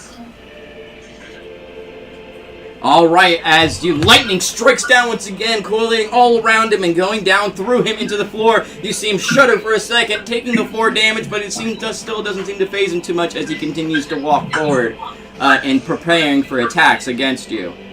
Alright, Mila, any movement or bonus action? Nope, I already moved. Oh, you already moved? Okay. And I have to maintain concentration. Okay. Alright, well then that will end Mila's turn. Now we have Caress. We are up to Caress now, after creating her firewall and the creature walking through it, seemingly sucking up the fire itself.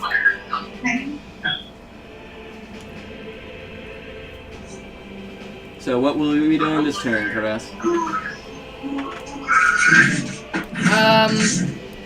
I want to try suggestion. Suggestion.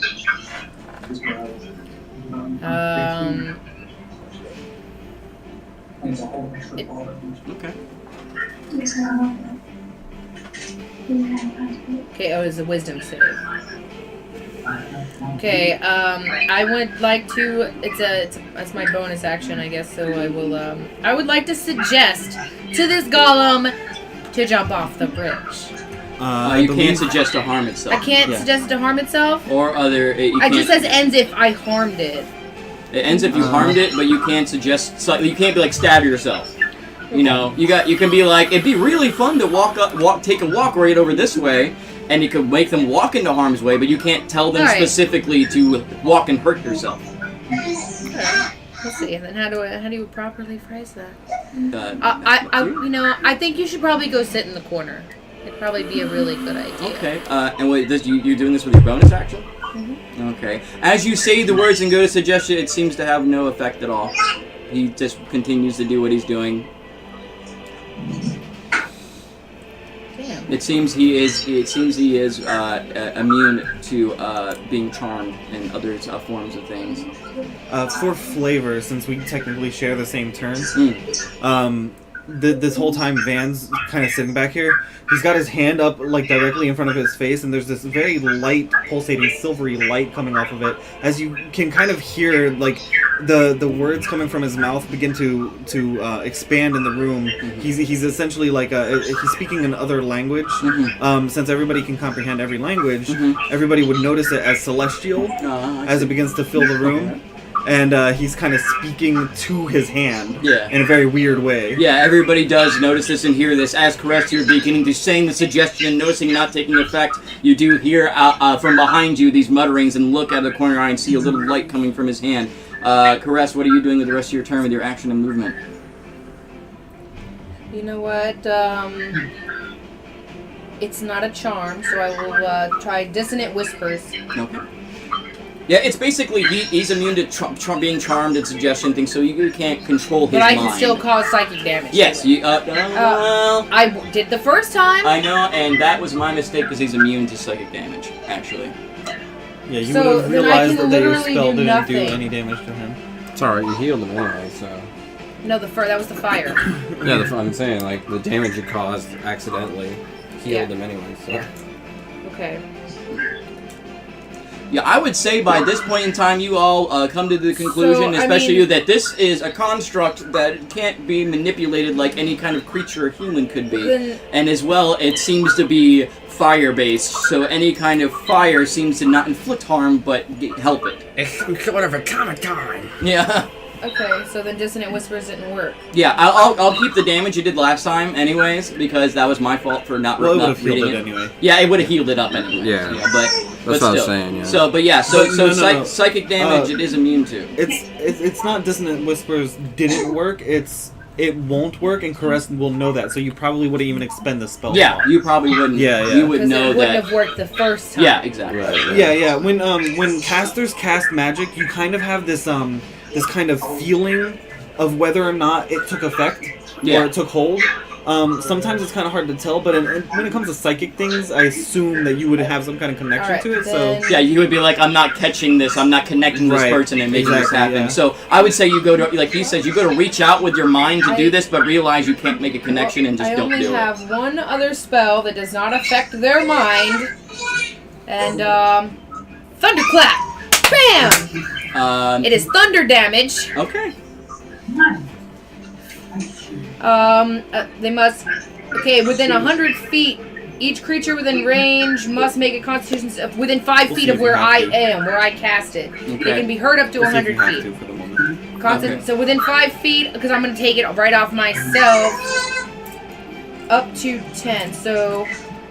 Is he within? Yes. No. Lyris is directly right in front of you. So, but I meant is the golem within like melee range? Because that's technically with Thunderclap, you have to start it within melee range. He is not technically within melee you'd have range. to You'd have to move around up to where Lyris is, one space forward. What? Because it says range 5 feet, but then it says can be heard up to 100 feet. But that's the effect of being heard. That what heard does. What's the fucking point of being hurt? Because there's two different things that happen. There's it's a noise and a sound. There's a couple reasons why that makes a difference. Because if you're trying to be stealthy and kill someone stealthily, you probably don't want everyone in 100 feet to hear you. Yeah. You know, so that's why you might not use then that. I guess it's important for I'm that, I'm gonna move up right on time. I'm gonna just push this freaking little lizard right the fuck out of my way. And thunderclap. Okay, what is the Constitution savings throw. That's a win. That's for you too, Laris. Well, Wait, why? What? He's within range of me. He has to make a Constitution savings throw as well. that is, It's in front of you. So if you It comes out. It says I within would- 5 feet. Anything within I would 5 say feet of since me. you are in his space and he is right next to you, that he wouldn't have to do it because it you would be doesn't have to you happen don't to want me. to hurt him anyway. Yeah, you don't want to hurt him anyways. But yeah, since you're like standing over him basically and clapping in front of him, I would say that he's basically in that immunity zone where you are standing. All right, so it's still a Constitution savings throw on the golem. On the golem, he rolls a 17. Yeah, he has a +5 for his Constitution, so he So what he it has rolls to 12. meet or beat mine? Yes, meter beat yours, and then he makes his save, and I guess damage is halved. He makes it. So his whatever damage he causes is halved, I believe.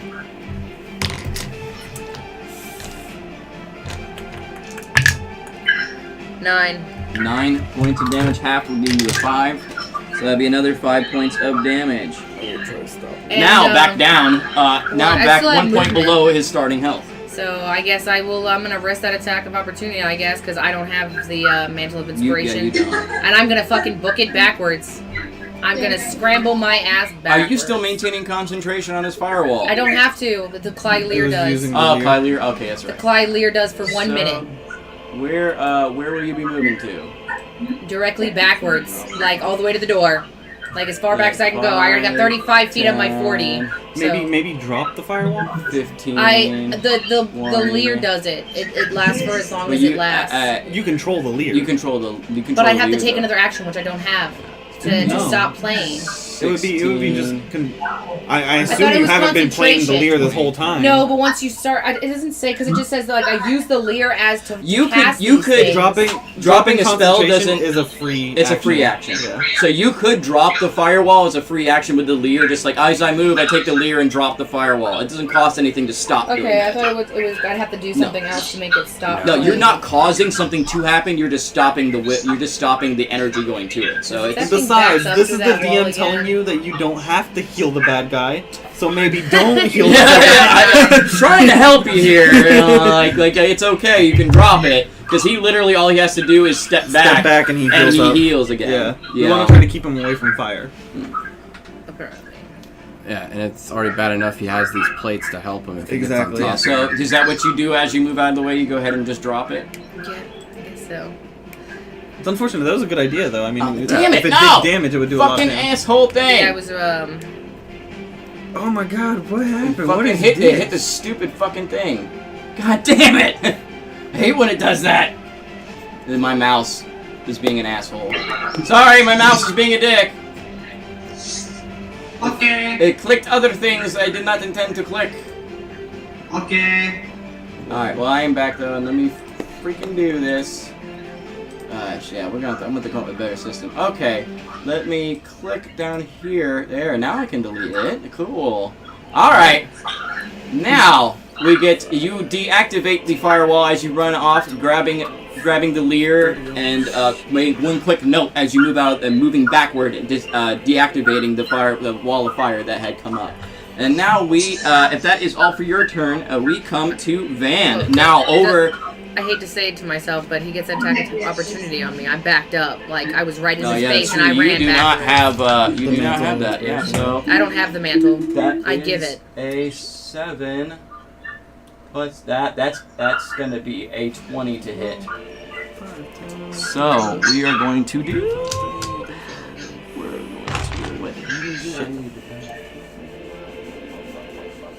Okay, so he is going to. Oh god damn it! Well, that doesn't count. That's on the floor. That is going to be a 6 plus 7. Okay, so that's going to be 11 points. I'm sorry, 13 points of slashing damage as he comes with his large broadsword, takes it out as you 13? try to run away, and slashes down, causing 13 points of damage, catching you right in the back across the shoulder as you're trying to move away. There is snack blood everywhere, guys. No. Okay, and I then knew that... I should have just stayed by the damn door. That's what I get for trying to help people. And as all this is going on and you deactivate the wall of fire and figuring all these things out and begin to run away, the light in Van's hand is continuing to glow as you all hear him speaking in Celestial to his own hand and the light beginning to grow. And we come to Van. What would you like to do? Yeah. So Van is going to, as his hand kind of comes down from his face, you see this light glow behind his shield. He runs his hand over his flail, and the flail itself begins to take this silvery shimmer. You see the steel resolve in his eyes, and he just kind of like rubs off the fear. All right. He starts pounding his shield as he starts stepping forward, so I'm going to move up to right here, if you don't mind moving me.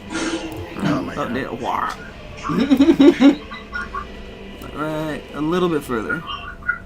Alright, well, no, let's down one from there. Yeah, right there. Perfect. And he's pounding his shield the whole time he moves up, and he says, "Alright, come taste Nuada's fury." Alrighty. So you move up and what are you doing? Action? That's gonna be it. Yeah. Okay. I will hold an action though. Okay. Yeah. So the bonus action to cast the spell on my flail, I'll reveal the spell once it activates. Okay.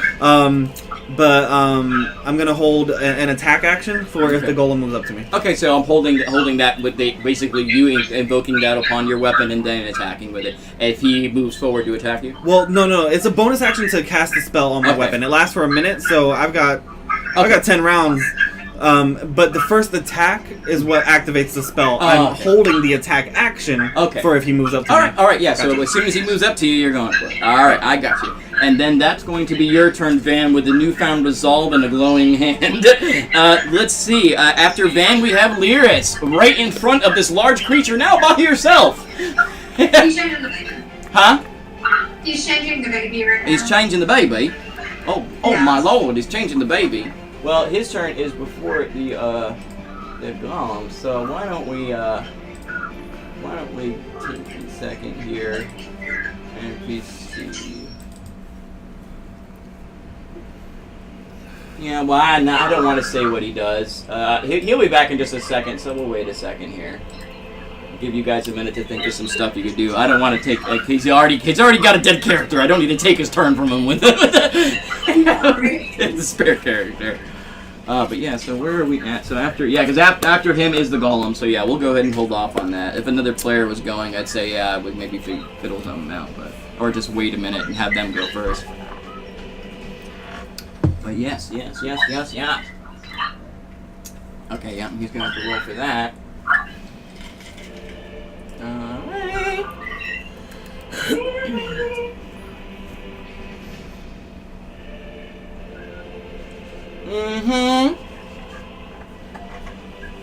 So he moved his spiritual weapon. I'm guessing he's going to try to get it probably closer to him so he can grab it and actually use his spiritual weapon to attack somebody. Alrighty. Yeah, baby, changing. Well, we could probably, we got him back? Alright. Lyris, it's your turn, buddy. Left on the front line, everybody backing up, still in front of this golem. I think you're actually just out of his attack range, so I think he might be okay.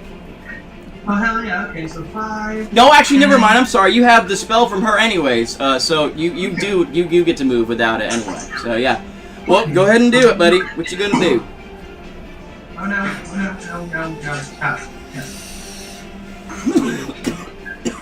Alright, that's 25 feet.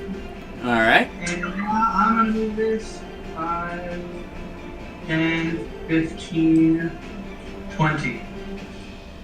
Alright. That is it. All right. No action or bonus action. I mean, no action for now. Just moving away. Not going to cast any spells or anything to try to attack it. I have to use my action to move it. I thought it was bonus action to move your spiritual weapon. Oh. Yeah, it's bonus action, buddy. You should be able to just use your bonus action to move and attack with it, and then you still have your action. Okay. I'm gonna cast Sacred Flame. Yeah. All right. And is that attack? That's a roll to hit, correct? Yes. Yeah. All right. Go ahead and give me a roll. What? 25. Oh, that definitely hits. Okay. And go ahead and give me damage, buddy. Fantastico. Finally, someone does Yeah, something. someone got to cause some damage to this thing.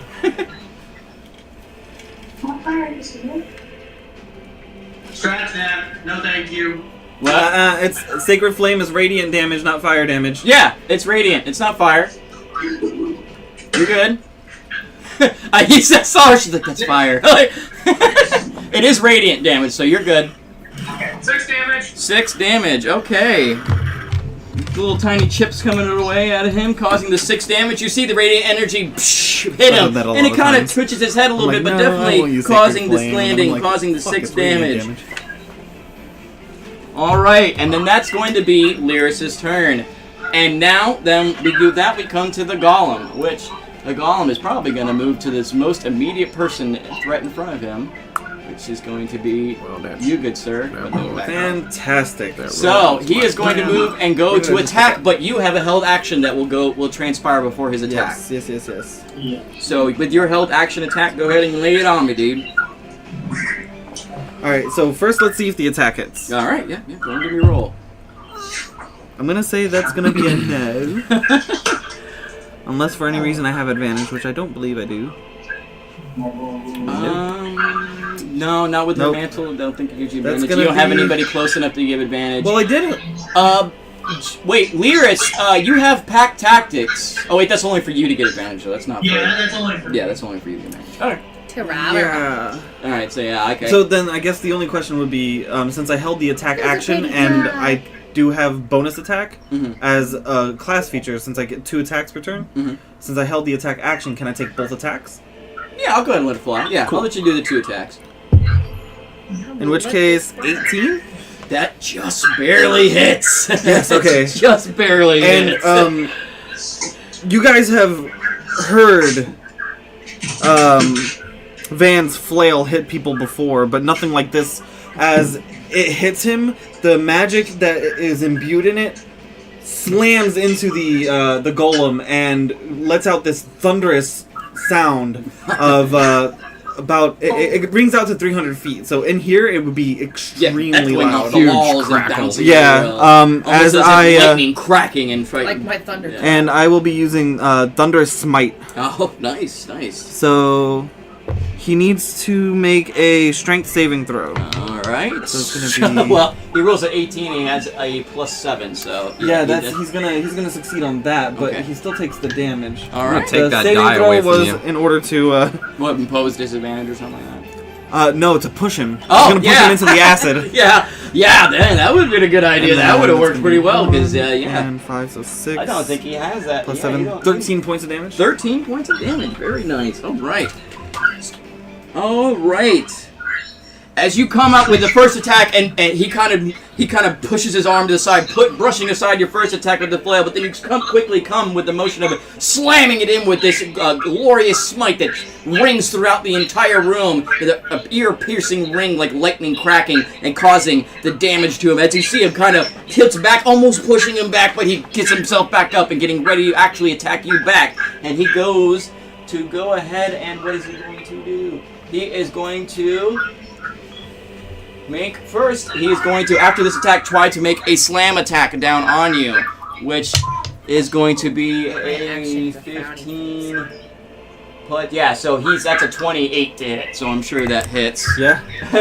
And then he's going to get 5 plus... -2. No, 5 plus, we're going to do 5 plus 5. So that's going to be 10 points of damage from his first attack as he slams down on you and slams into your shield, hitting you hard enough, though, to still cause a 10 points of damage. And he comes around after slamming into you with his sword, trying to upstroke and hit you with his sword. the only thing that works. I just want to for make sure there was Superman. zero. Nope, I'm just trying to calculate. All right, so that is going to hit down with the reduce. That's too much. So that's 16 to hit. 16 to hit is a miss. All right, so he comes with his sword after slamming you down. You turn your shield quickly and bounce his sword up off as he just jettisoning it out of the way to where he just comes up and then slides up and missing you completely with the sword attack. And that is going to end his turn. And then after the golem, we have Moss. Oh yes. Moss. Moss is going to move down right about here. Was that 5, 10? Yeah. Will it hit me? No, it should be pretty directional. No, it's around you, I believe. Within range. A tremor on the ground. 10-foot area. 10-foot area. I trust my dexterity save if you want to go for it anyway. Yeah, I'm gonna go for it. I guess. Oh, that's his space technically. So I guess just right here, and you won't be within range. But okay. Yeah, nope, I won't. You wouldn't be in range. Yeah, 5, 10. I'll get him in the bridge. All right. So mainly, what I am attempting to do is, I am attempting to destroy the end of the bridge that he is on top of right now. Okay, but collapse he will. the bridge. But yeah, collapse the bridge. But he will also be affected by it. I'm gonna cast level 3 Earth Tremor.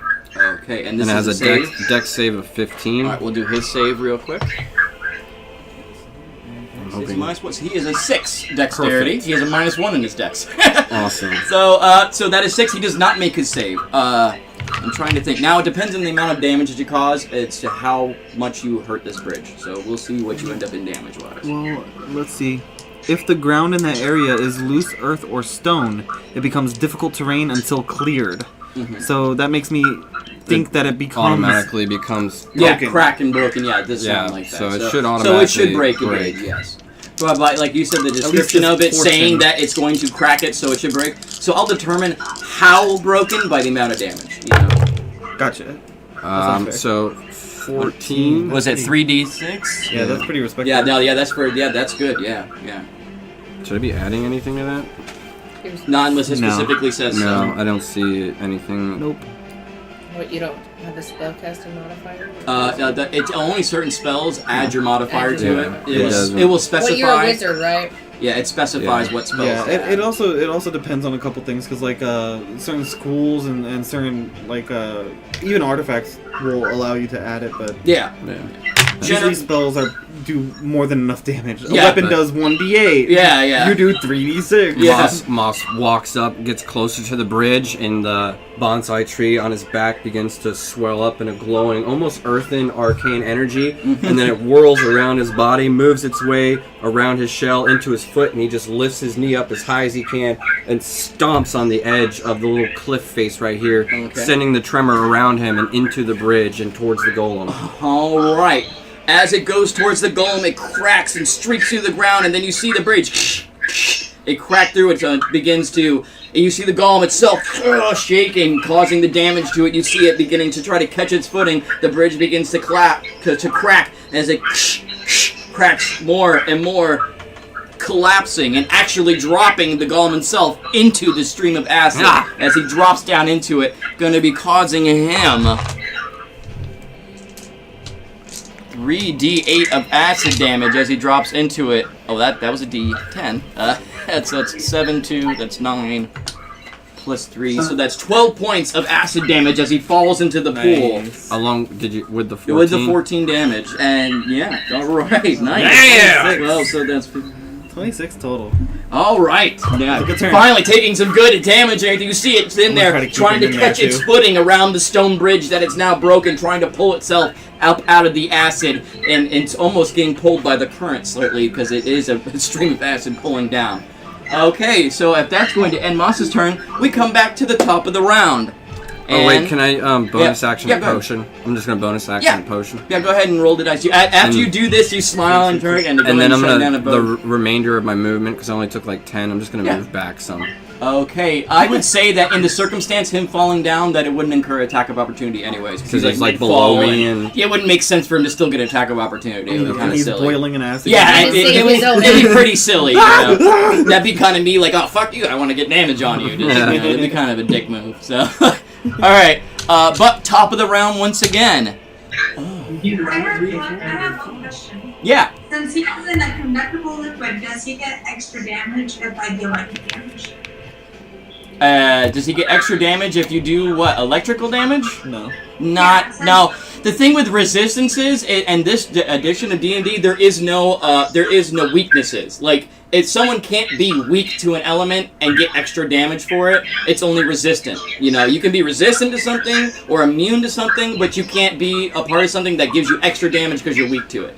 You know, like as in Pokemon or other things, they'll do that to where, he's fire, so he's weak to earth and water, you know, or he's weak to water. It doesn't work like that. Not wondering since he's like in a liquid. Yeah, no, maybe under specific circumstances, I would say something like that. But even so, acid isn't like water where it would conduct electricity as efficiently as water. I'm actually not too sure about that, to be honest. But yeah, it still wouldn't incur extra damage, though. Okay. But yeah, let me go ahead and we're gonna... No, number 4. 1, 2, 3... Okay. And as the beginning of the round starts, suddenly the fire sucks back into that panel. And, come on, Mouse. Come on, Mouse. You can do it.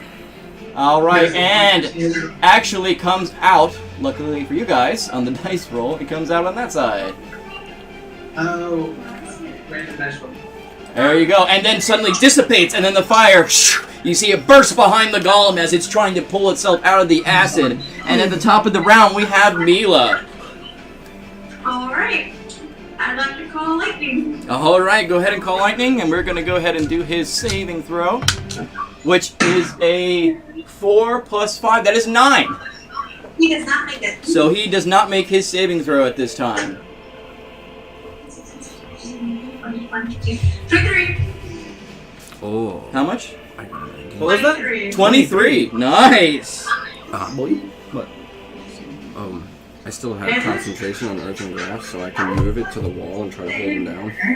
Oh, yeah. Alright, so That's as a you great idea. strike lightning, this time it seems to having more effect, maybe because he's struggling in this acid pool trying to pull himself out, but it streaks around and down and you see him actually vibrate and shake and twitch a little bit in movement from the electricity, causing the full 23 damage. Any movement or bonus action from you then? I'm saying. Okay. Alright, then after Mila, we come to Caress. So I am going to take this opportunity, since most of my stuff doesn't work, I'm going to use my bardic inspiration on our friend Van here. I would tell you something, like things like hold person and stuff like that would work. But I have none of these spells already done up. Yeah, I have a spell list that's already, I can't just change okay, it right I was just now. letting you know it was just like things that cause psychic damage or would be like, and every single thing I have you is build psychic your character damage. like I that. build my character around her personality. Yes. Yeah, and she's very good in other situations where there are people that can be manipulated and things, but maybe not so much against a construct. I'll just use some of my bardic inspiration, Come on, Van, you're our man. If you can't do it, maybe Mila can. Alright, so that is a D8 of inspiration, good sir, you have to use when you like. Kind of inspired. Almost a little defeating, but I'll take inspiration from it. Alright. And then I'm going to back up some more. Okay, where would you like to back up to? Grenin? You're going to go over keep Grenin company? Yep, I'm going to go play with the dead body frog. Okay. Alright, as you do that, you go back. And then He's so far the most interesting of the group. we come Dead to Van, who at the same time as Caress going, you see her inspiring you and then backing away to get out of the way, and as you're hearing these words, begin to make your actions.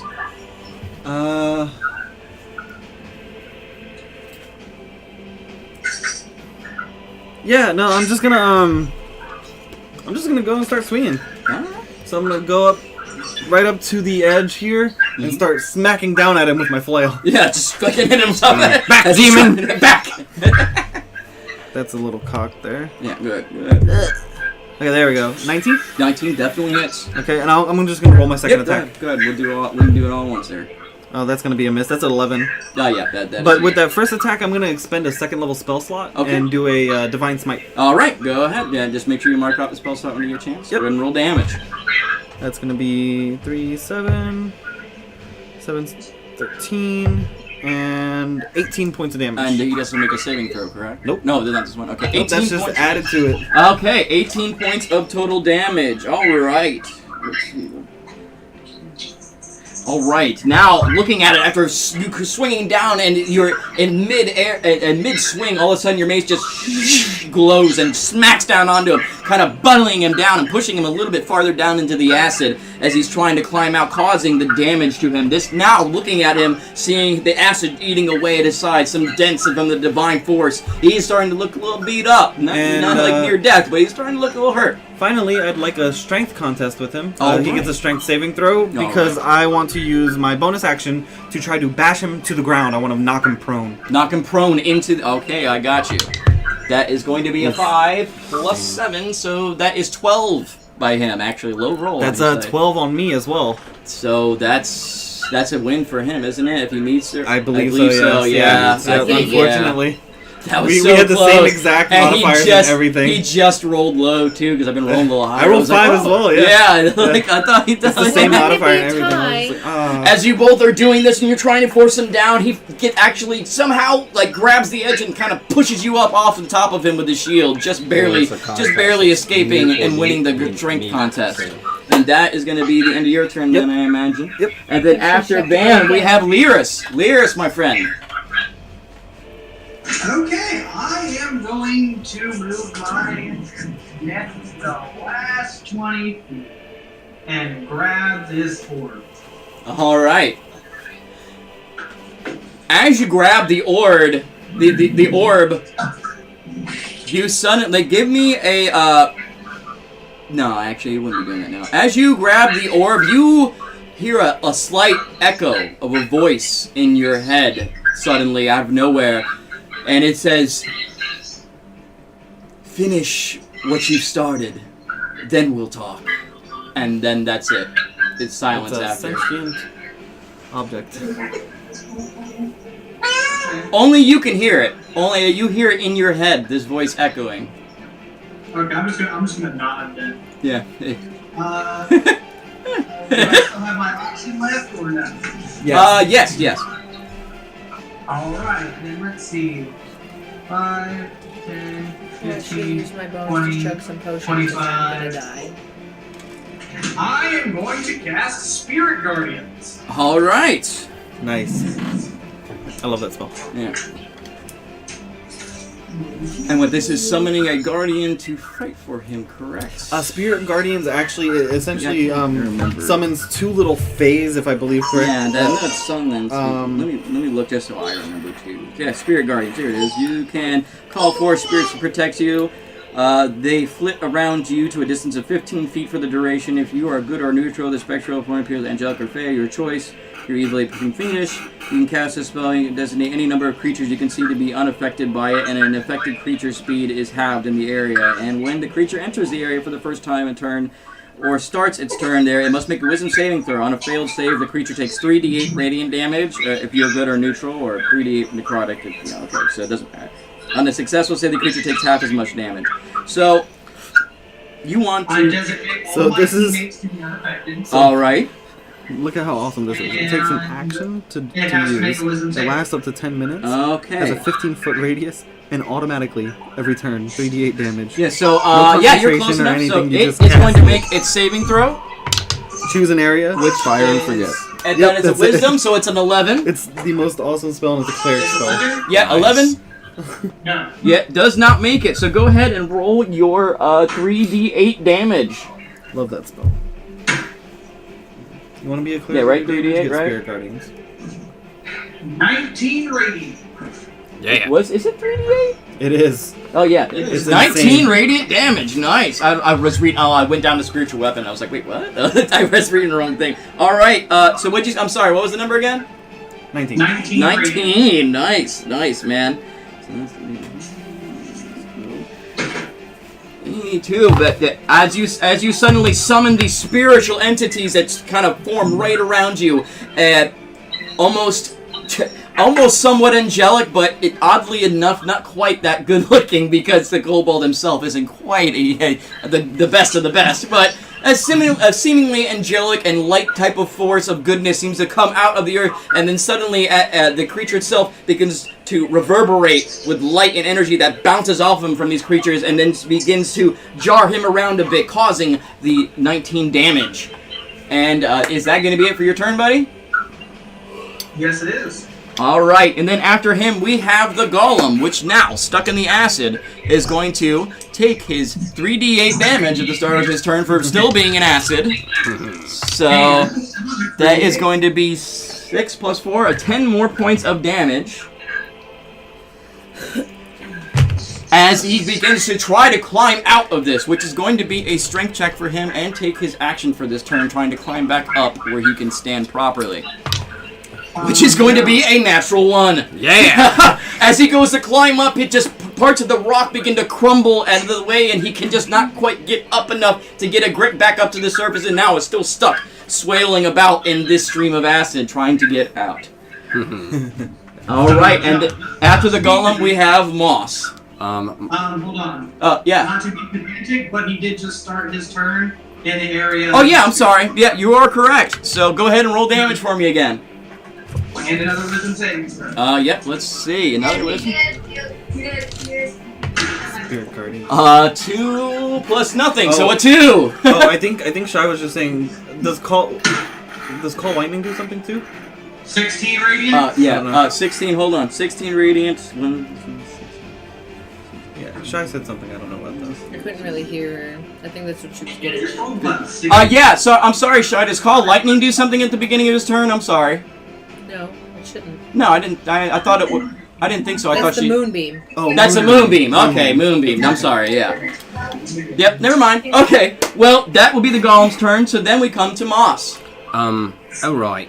Moss he still has concentration on his earthen grasp. Yeah. So he's going to shift it through and use the 30 feet of movement for earthen grasp. Come out the side of the wall right above the golem and attempt to grab him again And just and push him hold him and down push him into the acid. Hold him in the acid. Okay. All right. So it is going to be a contest of strength, or he has a DC to beat, It's right? DC 15. Oh man, he's rolling bad now because that is a 3 plus. That's 10. Yes! He's rolling low now. Now he's Okay. going to take 2 D6 bludgeoning. Okay, go ahead and give me a 2d6 bludgeoning. Let me just verify. Yep. That's insane. And that'll be 5 bludgeoning damage, and he now is held and Yeah. grappled. He is now grappled in the acid, pushed down, taking the damage, now fighting away this hand to try to pull himself out of the acid stream. Alright, and then after Moss, we come back to the top of the round. You got the 5, right? Yeah. Okay. It's just not rolling to hit you guys right now. Now he has to use, I believe he has to use an action to get out of it. Or no, I also believe that since he's restrained, melee attacks have advantage on him. Yes, melee. Any distant attacks have disadvantage, I think. Right? I don't believe so. Okay, so I know it's melee I'm gonna definitely check. get advantage, though. I'm gonna check. Yeah. Can you Um, vertically inspire Grong. yourself? Yeah, Yeah. you can. Yes, you can. Okay, And, it doesn't take an action for his check to get out. Okay. It's just a strength check for him on the beginning of his turn. Yeah, beginning of his turn, but to get for the action of climbing He's out never takes his attempted to action. inspire Takes his action. Basically, I'm making that take because it makes sense if he's down in there. Why wouldn't it take an It's like action being for him prone. to climb out? Yeah, exactly. Yeah. He's stuck down in off a ledge, like in this acid, trying to get out. So okay. So the beginning of his turn he has to make a couple checks. All right, but at the beginning of the turn, all of a sudden the fire sucks back in and dissipates, and then over in the far corner, streaks back out, exploding out once again. But fortunately We are enough, not so near lucky any that's of not hitting you. me. Whew. It's a dice roll is where it ends up, so I have no Yeah. control where it ends up. That's why I'm saying it's very lucky it's not hitting me because I get hit with fire, I'm out of the fight again. Yeah, it's all of you. Actually, Okay, all of you would have don't taken stand too the close to damage pillars there. then, plus man. Actually, it says, so restrained creatures, attack rolls against the creature have advantage. It doesn't say melee. Okay, so any attack. Okay. Oh, And the creature's attack rolls have disadvantage, so it can Disadvantage. still 'Cause they attack, can't- but they have disadvantage. Disadvantage. All Yeah, right. because I mean they can't get away from you. They can't really come Yeah, at it's you. a matter. It's going to be a matter of for And the then- creature. It's do I climb out of this acid or do I use an attack? And it's Right, and then it's also disadvantage on dexterity saving throws. That's important Why is, because I say, call why is lightning. Moss in the all right, acid? yeah, because he has a bad dex fucking to shit begin up. with anyways too. All right, yeah. Moss is jumping into the acid. I'm dying. going for a little swim. I'm dying.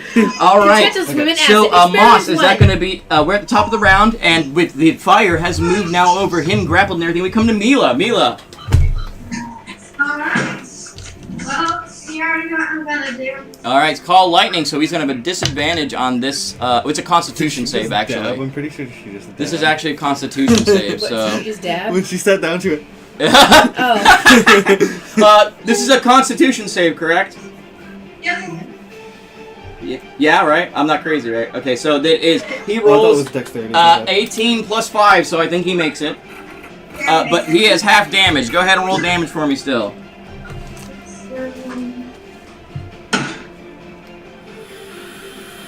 He takes 6 damage. 6 damage. Alright.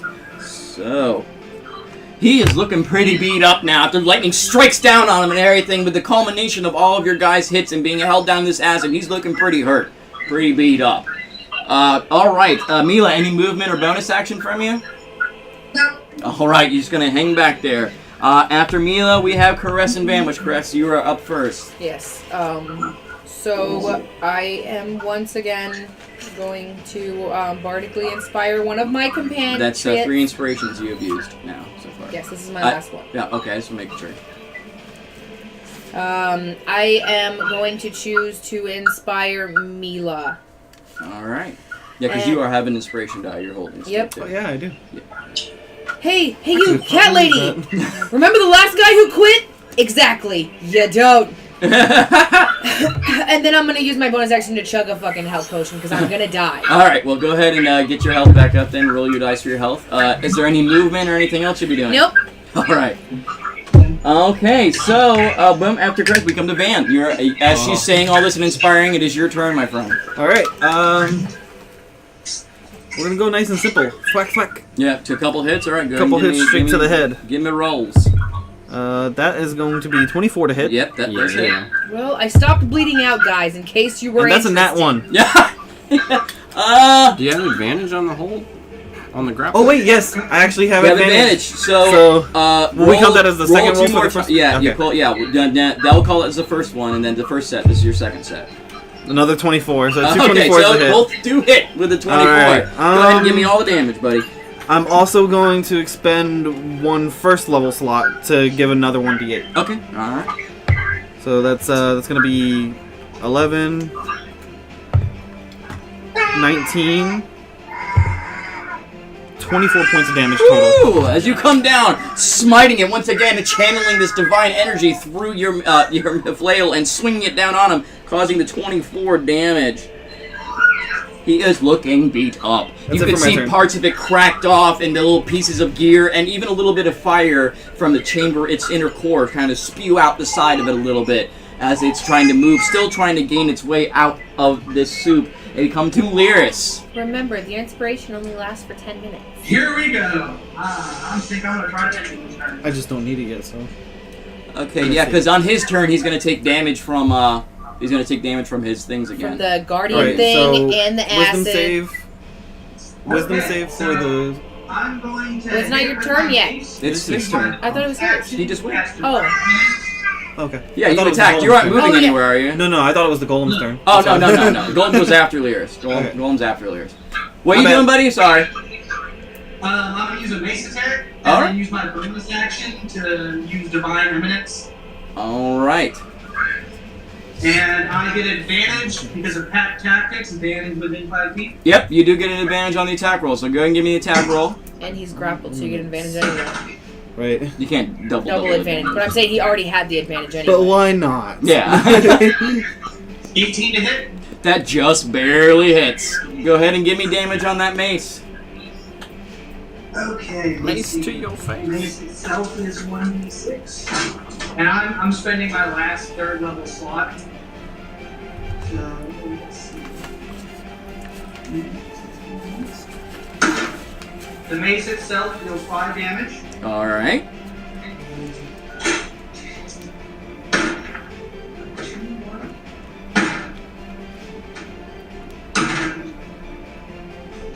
Uh, 14 radiant damage. So 5 plus 14, that is 21 damage. How do you want to do this, buddy? How does Lyris take this golem down as death throws? I don't know, I'm just gonna smash the door, I guess. Yeah, okay. It's about at the level that I could reach it. It's down in the dumps and being held down by his hand as you walk up to it, thinking back to your people that had died and sacrificed their lives coming through here earlier by the humans and everything, and frustrated with the magic and all the traps and everything that had taken their lives. You come up swinging your mace right across its chest, and as you do, you clip off a part of its chest plate, and you see down in beneath a swirling vortex of red fiery matter around a crystalline core. Coming with the backhand on it, you come through and smash it. It breaks into a million pieces like a crystal ball being ruptured by metal. As it explodes all over, you see the golem, the light in its eyes flicker on and off. The fire in the corner that was coming out tile flicker on and off, die down. The golem begin to lose grip, going limp and falling into the acid river, only being held up now by the grasp that Moss has upon it, as its corpse lies there, just being strung along in this acid stream, bringing you all out of combat. And Moss will drop the concentration and let him drift down this frickin' acid river. As friend. you do that, it does indeed drift down this acid river. Out of sight. Bye. Muttering a bunch of things about how much he hates fire, Van does this, this kind of monkeyish thing. He kind of like takes his shield off, slips it on his back, and gets down on his knuckles and just kind of like jumps across the broken part of the bridge, and just kind of like moseys over to the artifact and kind of grabs it off. Huh. You go and grab. Oh, you go over to I'm just gonna go Lyris'? right over You and just snatch the. Yep. But he already took it. No, No, he said Lyris he's has it. going- Oh, he has it in the net. He already brought it over to himself. No, he Yeah, said he it did. was. He's had it in his hand. Yeah. It's in his hand. Oh, Oh yeah, he brought it I over and thought it dropped was- it. okay. Oh yeah, no, he has it in his hand. Yeah, he's next to you though, so I mean, Oh. you could ask him to see it. I'll just kind of. Well, we're buddies anyway. Yeah, I'll you grab are buddies. I'll grab Lyris by the back of his thing, like I. hold up the orb and be like, so what now, orb? You see that? It seems you've done very well, very well. I am Vitalis. I am the key to the Elementus. I am the one that controls this ruins and keeps these traps. It seems you and your friends are worthy enough to hold me in my excellence and glory. I do have some purpose and as well need... I have some things that need be doing. I've been here a long time. I've been stuck down in this ruin, I don't think, maybe 1,000 years, I don't know. Time flies by, but... and can you make me a wisdom saving throw? Oh, man. I love it when people think it's going to be something bad, but it's not. What's your wit? 6? As you sit there, you feel like it talking your mind, and you feel almost like memories flashing in your head. And then suddenly the memory of Grenin falling, dying, and he goes, I see! We can help each other, my friend. See, I have something I need to do. I, as you have told you, am the Elementus Key. I need to be complete. I must be brought back together with the other 4 shards, the elemental shards that had been stowed away until someone had come along that was worthy and used me justly. But it seems you have a fallen comrade, and in this I can help you. If you bring me to him, I could reach out to the ethereal planes and try to draw him back in. Real quick, because this isn't Lyris' shtick. Like, he just came in here for his goblin. Yeah, this is a lot. I feel like needy talking voice. Yeah. So you hand it to Van? While this is happening, like when he says, "Okay, or what do I do next?" The Van is just kind of gonna put his finger on it, so just by touching it, I could hear it. So right about that, but touching it, you put it, So as soon as you put your finger, you come in right about the part where it's like, we can help each other. It seems you have a fallen comrade in that whole section where he says he could pull him back from the ethereal plane. Snatch. Yeah, you grab it. He's like, another. Hello, I'm Vitalis. Got it. Okay, well, very well. I think we could. Wait. I already have one voice. End stream? No? Okay, we should be good. Are we live now, Josh? I think we're live now. I think we got back live. It's saying we're streaming right now, so we should be good. Yeah, we're just gonna have to like. I'll piece them together and stuff. Yeah. I'm sorry, everybody that's watching, or if anybody's watching, or in future people watching on YouTube. I don't know what. Apparently, some files corrupted the computer, and it gets angry after being on streaming for like an hour or two. So, but back to where we were. We have Van just snatched the orb from Lyra's What, after stand it by said what? something about. What, Josh? Trying to make sure that we're actually still alive. It looked like it. It just doesn't have the red "We're Live" button on there. It says it's a 6-second video, so I'm just trying to make sure before we get. What? I mean, wait. Why is it not? It says. It might just be Twitch hasn't updated for me yet, but I want to make sure that we're not cut off with whatever we do right here. Oh my gosh. Okay, there it says we're good there. Let me see my phone. Hey. Looking good. Oh, well, I can't. It seems we're good, but of course the commercial's got to play first. Yeah, that's you know? what he's. Yep, we're good. Yeah, I thought Yeah, so. Yeah, we're good. This is live. Alright. I just want to make sure so we didn't cut any. Yeah, no, I know, so we can cut anything out. Yeah. And again, sorry everybody. I guess I'm going to have to go through my computer and figure out what the hell file or update or thing it did. So. We can office space it. Yeah. Just fucking smash it. Well, it'd be very difficult to do any of this stuff after that. Alright, so, Van, with the orb in his hand. Telling it to shush, Yeah. by the way. Kind of brings it over to Grenin, and I'm gonna look around. I kind of cup Grenin's little hands on his own little belly here like this, and then I drop the orb in the hands of Grenin. Yeah, as you drop the orb down, it falls into his hands and it rests in his hands. Grenin, you find yourself in the ethereal planes, gliding through what seems to be a thick soup, almost of humidity and energy, and not really being able to grasp onto any solid form. You just seem to be effervescent and hovering through whatever this sea is. And as you do this, you hear a faint voice begin to come in. Hello, friend. Seems me and you have some bargaining to do here. Do you want to come back? Only one condition, though. I'll bring you back, and you stay attached to me, but you must help me become complete. I'm the key to the Elementus, and I need the other 4 parts. And I need to be brought to completion, so that way I may fulfill my purpose. Do you think you can agree to these terms to help me fulfill my purpose and trade for giving you life? As long as your purpose does not interfere with the well-being of my tribe. No, of course not. Of course not. No, it's I merely wish to do what I was created to do, which is to embody the elements and protect the people to which I serve, which if you are bonded to me and your friends are, I'm sure that will be all of you then, and you're what you all think I should be used for. I am just to be put together, is what I was created for, but if you can agree to this then, I can certainly bring you back to the plane of the living. Now, after the task is complete, and I am once again the complete form of the Elementus, you'll be freed, and you'll be able to live your own life. But I must warn you, if you steer from this contract we make at any point in time, your life will be taken back from you, and you will be once again here to surf the ethereal planes alone for an eternity.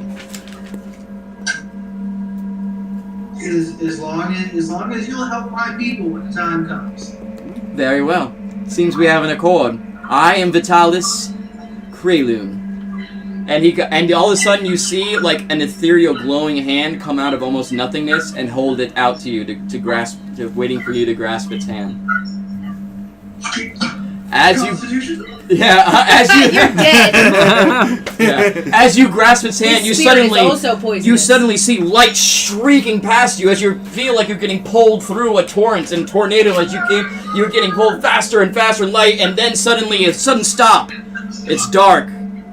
You begin to open your eyes and you see before you Van as you're lying on the ground. And Caress, because I was right there too. And Caress. And Moss had walked up as And well. Moss. It's just Everyone's hovering over this body. I just had the weirdest dream, guys. well, you won't believe what we've been through.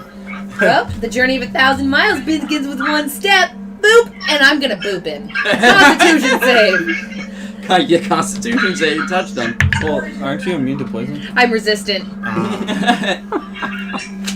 Like, and as you're sitting there, Grenin, looking around at your companions, he's like, now, don't forget our bargain.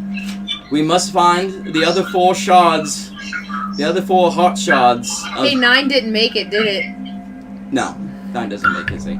We must find the other 4 elemental shards. They can't hear me, you're holding me, but you are now my keeper, and I don't really desire to be held by any more than one person at a time. So, Grenin, I and Vitalis, we've had our introductions. Please, we'll start making our way to the first area where we can go and take a dip in another plane and get the shard we need. Hold on. Very well. Real quick, as Grenin is going, Yeah. Van mistakes it for a groan Yeah. and slaps him. You're still there, Grenin! Is that He's a zombie! What did you do to him? I didn't do it this time, I swear to God. I wouldn't do it to him. Or to all the gods, rather. Frogs don't make good zombies. Oh, okay, you're still there. We don't See, he's still alive. It wasn't that kind of groan. Okay. I have morals. They're only turn humans. I'll go ahead and give a constitution save. I slapped him. Yeah, you did something. I know, and I did too, so I lost passed mine. it. Yeah. Doesn't he roll damage on us? Yeah, he rolls damage on you. You take 6 damage, Victoria. If you're resistant, you take half damage. Okay, good. I was gonna say, like, otherwise, like, I was about to be like, Yeah, well, you're the one sitting there getting poisoned on purpose. I know. The death People boot. change their minds. The death boot. It's a deadly, deadly But boot. yeah, as you're sitting there and Van slaps you and everything, it's like, oh, Vitalis, once again, in your mind, he's like, well, you certainly have a lively group you work with. We'll confer with them and let me know. I do have the locations where we need to go, so let me know when you're ready to make your way. When we prepare, we'll let you know. Certainly. Let's not dilly-dally too much, though. Are you talking out loud? Or don't want to speak to you, so I must speak for Or. Well, I can't. Vitalis is like, it's not that I don't want to speak with them, though it gets a little hard when too many people are holding me. I just speak to the one that holds me. I have a question. It's nice that you've made a friend and you're back and all, but we hardly can go back the way we came. How do we get out of these? What do you mean? We shot down a slide into over an acid room. Like, how do we climb back up that? Yeah, I don't know. Figure it out. Oh, figure it out. I will also figure out how to smother someone with a pancake. I guess I have an idea, so I can probably get us out the way we came. Yes, I can do it.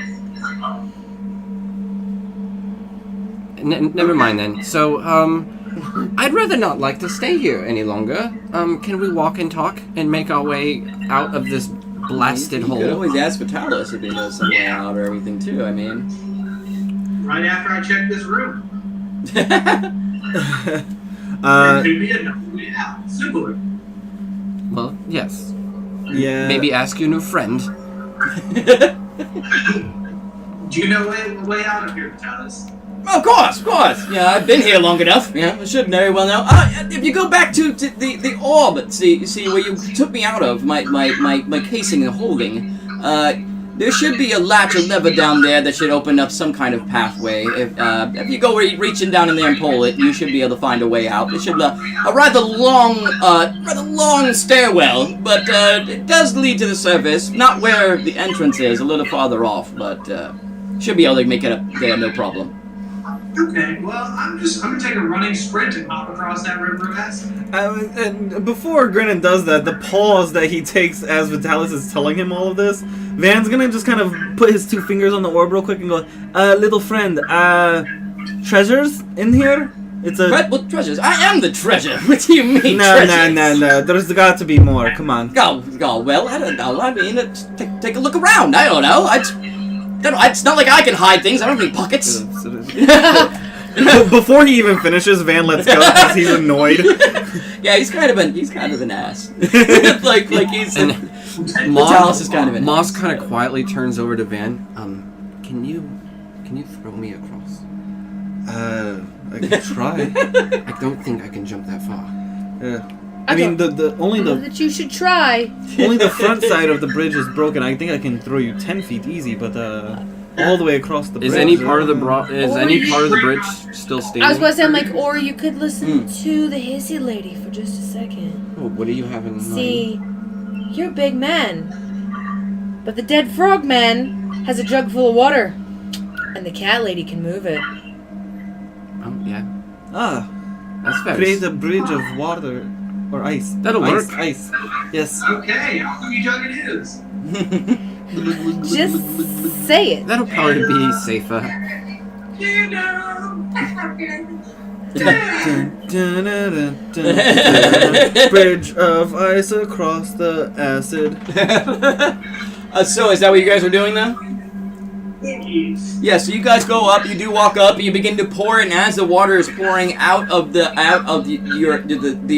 jug itself, she begins to wave her arms around, forming it as it glides down and starts becoming ice as the water forms down, and patching up and basically continuing where the bridge is broken, just that area, and filling it up and making it passable. Dun, dun, dun, dun. I'm gonna cross over, and I don't know that I'm looking for a lever, so I'm just gonna stand over there. Yeah, the only person that heard that is Grenin. I think you kind of got after that, so Yeah, I mean, I'm gonna Grenin's start- the only one that knows of the lever. There is a hole near I don't even know, but somewhere over there's a lever. All right. I start looking. I'm gonna start looking around. He's like, I just woke up, man. I've been dead for like a yeah, day. where are you looking exactly? Just around the just orb? around the orb. Yeah, you easily enough walk up and look in, and you see the little mount that the orb was set on inside this larger orb, and you look down and kind of examine it and see that actually there looks to be like a pin in the bottom to where it could actually move. I wonder what this button does. And I'll grab it and... Yeah, as you grab it and pull it, the whole altar itself begins to shift back and shifts back, and then you see in front of you down is actually a stairwell going down about 15 feet, and then it continues out. And Vitalis chimes in your head, like, yep, that's it. That's the path right there. You take that down that hallway. It should lead to an incline that will get us up. It's going to be a little bit of ways from where you got in here, but should be fair enough. You guys get out there, and we'll make our way to get the shard. Can I just, as I'm approaching, like, a fair grasp of the obvious, Vitalis. Yeah, I always do. as the altar kind of shifts back and everything, just coming over into this next portion of the room, can I just make a perception check to see if there's anything obvious, like maybe a chest off in the corner, Yeah, sure. or like some kind of, I don't know, a hole in the wall? I don't know. That's gonna be shit anyway, so I'm skeptical. I'm gonna say no. And I'm going to start looking for any kinds of traps or anything. Yeah, go ahead. Give me a perception check along with him. As you're looking around the room, generally you don't really find anything until you make your way back down to the hallway entrance. But I will say that as you go down to this hallway that goes in, you kind of take a half step down, as well as you looking around the room. You see him begin to step down, looking, and you don't notice any traps. But both of you at the same time seem to synchronously see something shimmer and shine just back a little bit in the hallway. It doesn't seem to be. It seems to be. In a box-like shape, though. Almost a stone box that's just set back in there. You can just see just the edge of it and like almost a little metal latch. There's something there. Grenin, can you ask your friend how safe this passage is?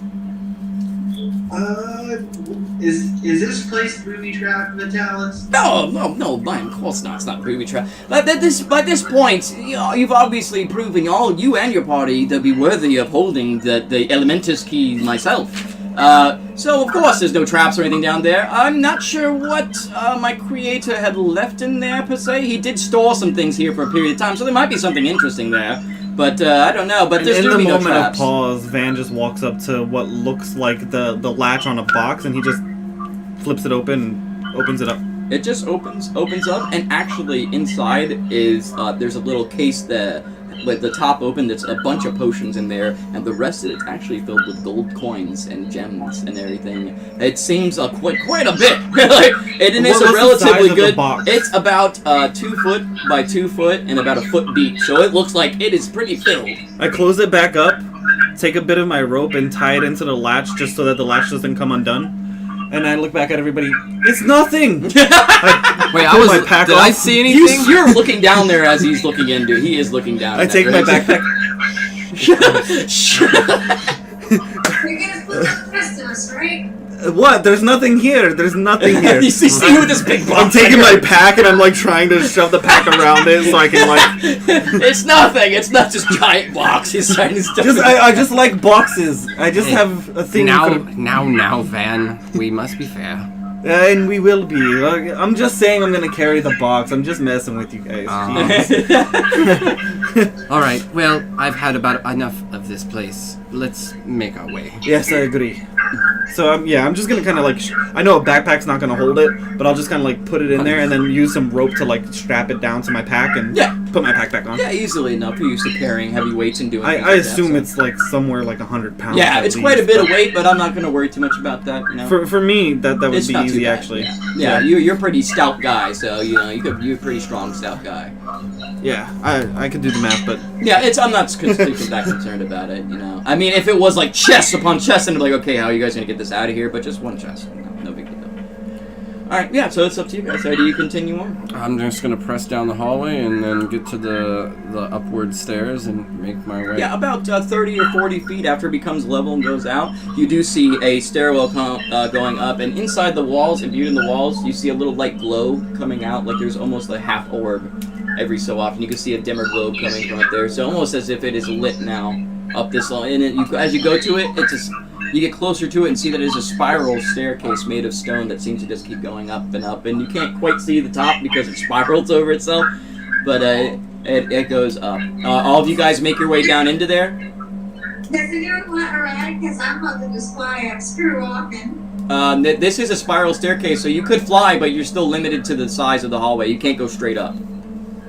Oh, I know it was... Yeah, if it's a spiral staircase, everywhere you walk, there's staircase above your head.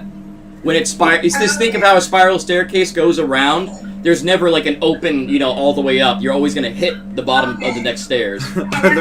Are there like torches or anything, or is It is half orbs. They seem to be arcanically glowing just along the staircase going up. Sweet. Yeah. So, as we're going up, are they just like affixed by like sconces or? yeah, like... basically. Yeah. Okay, I'm gonna snatch each one every time we pass by. Yeah, you can. They're like little handful half orbs, and it's like it's part of the sconce and everything. And it takes a little bit of force. I'd say you're strong enough to pry it off pretty easily. I also have a crowbar, so yeah, I would say with the crowbar, you wouldn't have to make a check or anything. You can pop them off, and as you pop them off, they seem to kind of dim down, and it doesn't seem to be glowing nearly as bright once you pop them off. I want to walk past him and I see it like dimming and it like doesn't glow. I'm gonna cast light on it and just like It does. Here you go, buddy. Hey. All right. So all of you get down in this hallway and begin going up? I want to be the very last. I want to be in the back. Okay. Well, as you're walking down the stairs, you turn and suddenly the altar begins to shift close again as you're walking your way, just slowly shifting close. And as you turn to see it's closing, you hear, "Hey, the pathway's open! I think I hear something going on in there!"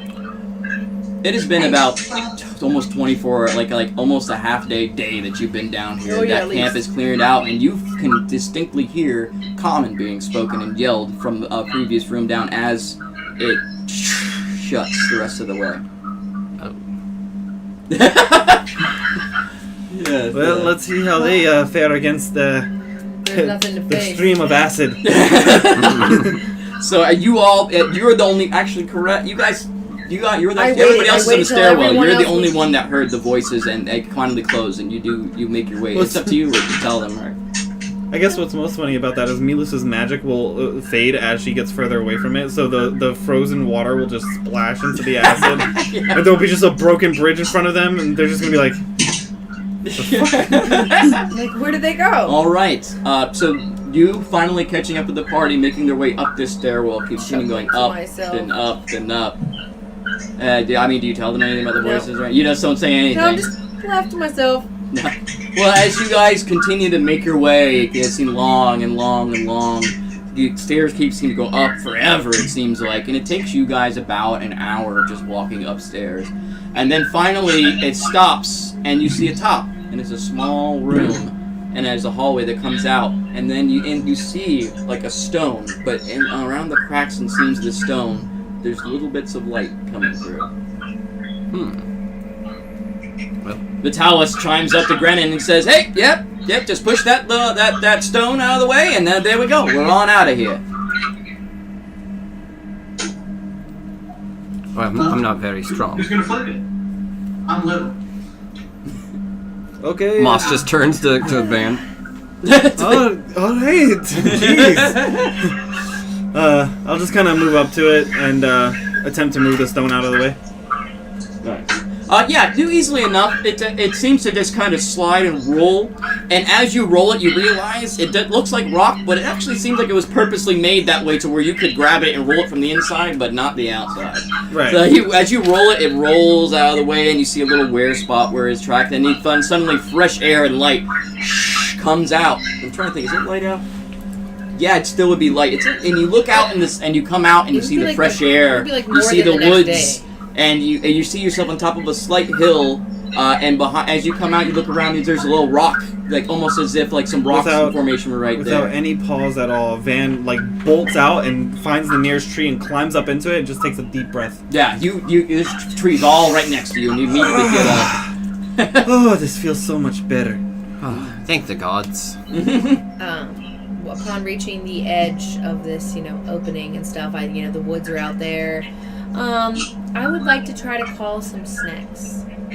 Call snakes? Yeah, I want to just hiss into the woods and see if I can get any snakes to answer me. They are sympathetic to me and my pleas. Any snakes that come, Van starts chucking the light rocks at it. I'm kidding. Yeah, and roll me an animal handling check. And see if how many. Because I can hiss at snakes, and I just want a few, I mean, it's really going to be buddies. on if there's any near you in the area and how well your animal handling check goes. Terribly. Every time we want to do something fun for roleplay, it's just the Yeah, worst right. It's roll like ever. as soon as I want to be fun. No, it's even if it's a bad roll, it's still something that can happen to this. I'm just saying it's going to determine, like, you roll a natural 20, all of a sudden herds of snakes come. I mean, it's just a degree of how well this works. That's all. There is a seemingly tidal wave of snakes. Right. So we'll go with a 10. It's half of the 20. Okay, so as you do that and you seem to call out, there is one or two little snakes that come out like from different sides and kind of slither up and kind of get close to you, and it's almost looking and their tongues flicking out, trying to figure out what you're calling them or what you don't want from them. Yeah. So but now, I want to kneel down. I'm gonna have my own private conversation with these snakes. It's not for them. Okay, you lean down. All of you suddenly see her hissing and slithering to these tiny snakes and everything. But as you all sit there now, out of this ruin, looking around, the sun, coming down to about midday, and Vitalis goes to you, Grenin. It's great to be free now. Well, shall we head east then, my friend? That is where the first, well, I suppose I owe you a little explanation as to what this entails that you signed up for, huh? Well, it seems it goes like this. There are 4 portals to the different elemental planes in which the shard hearts are hidden. Each one containing, obviously, each one containing the shard for that element. They're in specific temples that were built by my creator long ago along with the elves, which are doorways into the areas of that plane that is being held. I can't say the condition, it's been trapped for quite some time, as to the condition of what these temples are in or who may be occupying them, but I certainly know where they are, and that is a start. So, if you and your party are ready, I can point you in the right direction. Oh yeah, tell me the direction, but we still have to go talk to our chieftains and re-gear up. Okay, well, that's understandable. I mean, we've got some things to do, and I don't imagine there not to be no danger along the way of completing my task. Vitalis, how do you feel about humans?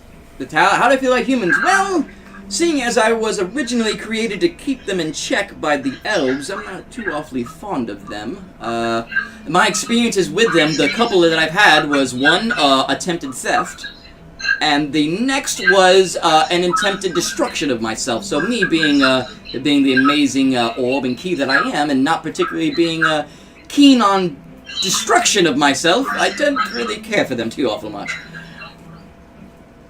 Okay, good answer. It would appear that Grenin is going to be having a lot of conversations with himself. Yes, it seems like he's just murmuring. I Maybe he's question gone now mad. whether the orb had anything to do with it.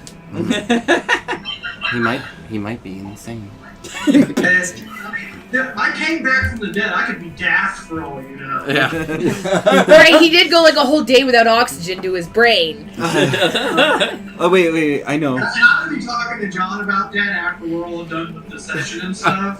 Oh yeah, no, I have some stuff I'm gonna write up that has to do. I gotta finish fine-tuning it, but you're gonna have things that coincide with being bonded to this object until your task is complete. Yeah, I because know. like you were dead. I think I know what to do. We get the abridged version. Yay. I turn to Moss and I go, we get the abridged version then. And I'll just grab the orb real quick, and I'll simply go, yep, where do we go? Well, I was going to. Not just which way? Well, east, either north, south, east, or west. There's 4 different places to go. Fantastic. Okay. That's all I needed. Hand it back to Grenin. Okay. North, south, east, or west. Wait a second. That's literally anywhere. Yes, this is Any true. direction you go, but we're probably going to have to move the eye. Vitalis goes, listen, there is 4 different places we must go, each one central in the east, west, northern, or southern location. Obviously in a particular area in that direction, but those are the main directions we must go in to go to one of these 4 temples. If you want to know which temple is where, I could tell you that, which element Okay, so in Tortle I'm is there. assuming that this thing is now telling you some long-winded story about which way we're supposed to go and blah blah blah. Which way is furthest from us currently? I would say probably the south. We Yeah. go Why north, don't Yeah, we go very furthest first and then work our way up? and if we go to the south, then we could actually all reach. I really need to know is, do we need to cross an ocean? Oh, no, there's no...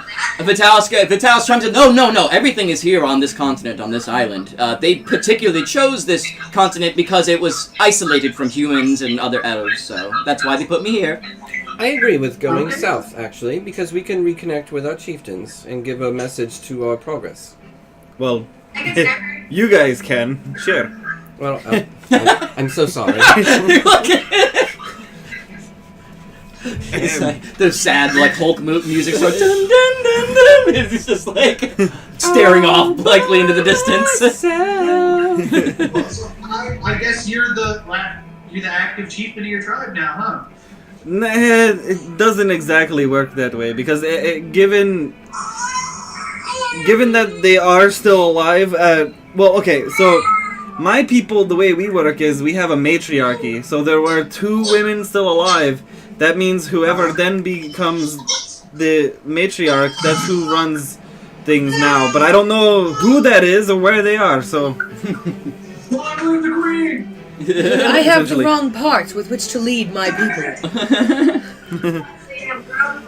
I had the wrong parts. I grew them. I did. I had legs before. Now I can make them not legs. That's interesting. Okay, so, south. As we begin to move south, I'm gonna send Fidget out for perimeter watch. Okay.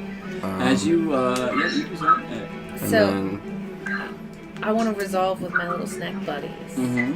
I want them to. I want them to go and gather more snacks. I want more snacks to flood this hole.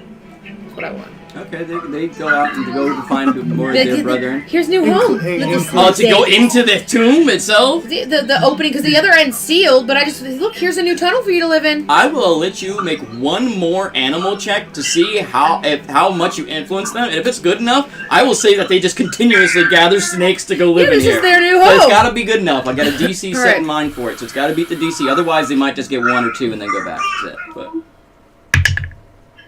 Aww. I gave you a shot. Well, what is it, Is total? that a 9 or a 6? And you gotta add your animal hand, if you have proficiency No, in animal that's a handling 6. or whatever Because else. the 9 is You have a this period, one. yeah. It's 6. So what is that with your animal handling and stuff? Do you have any proficiencies or anything? I mean, I get You get your like snake empathy, like to particularly reptilian or So snakes. I would say add your proficiency bonus and your charisma modifier to your it would be 6. My charisma is like +4. Yeah, so add your charisma and then add your proficiency since it's something particular to snakes and everything. So 13.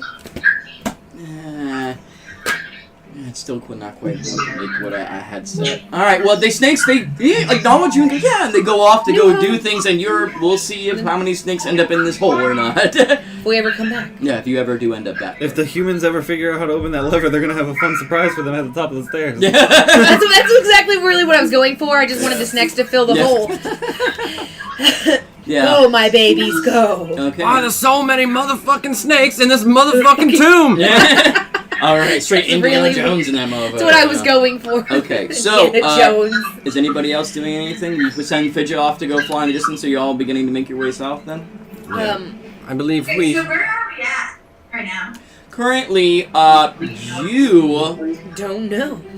you're not exactly sure, but I would say from your positioning, looking around the layout of the land, you are farther south from where the tomb was. Being a wanderer, I am very good at knowing my location. Yeah, And okay. So you would estimate that you are about from where you started in the entrance, about a mile south of where it was. Between the slide and everything else moving you farther and farther down south, and then the stairwell going down and kind of itching that way, you ended up about roughly a mile south of where the entrance was. Alright, well, we're about a mile from the ruins entrance, so. I have a little bit of an idea here. Mila, you have a bit of a influence for nature, yeah? A bit. Nature is recalling. And Moss, you have a good amount of magic. I mean, I suppose you could assist as well, Snaky Lady. Sometimes. Do you think that between the three of you, you could create a makeshift wagon or a cart? Oh, what? Like a makeshift wagon or a cart?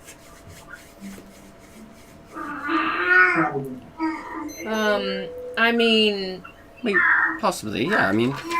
I mean, there's plenty of woods around us. Just chop down a tree and use some magic to assist, maybe? Chop down a tree. I say I'm gonna take the druids on this. That Oh, well, making a wagon is no. way too human. To be fair, actually, we wouldn't have to chop down the tree.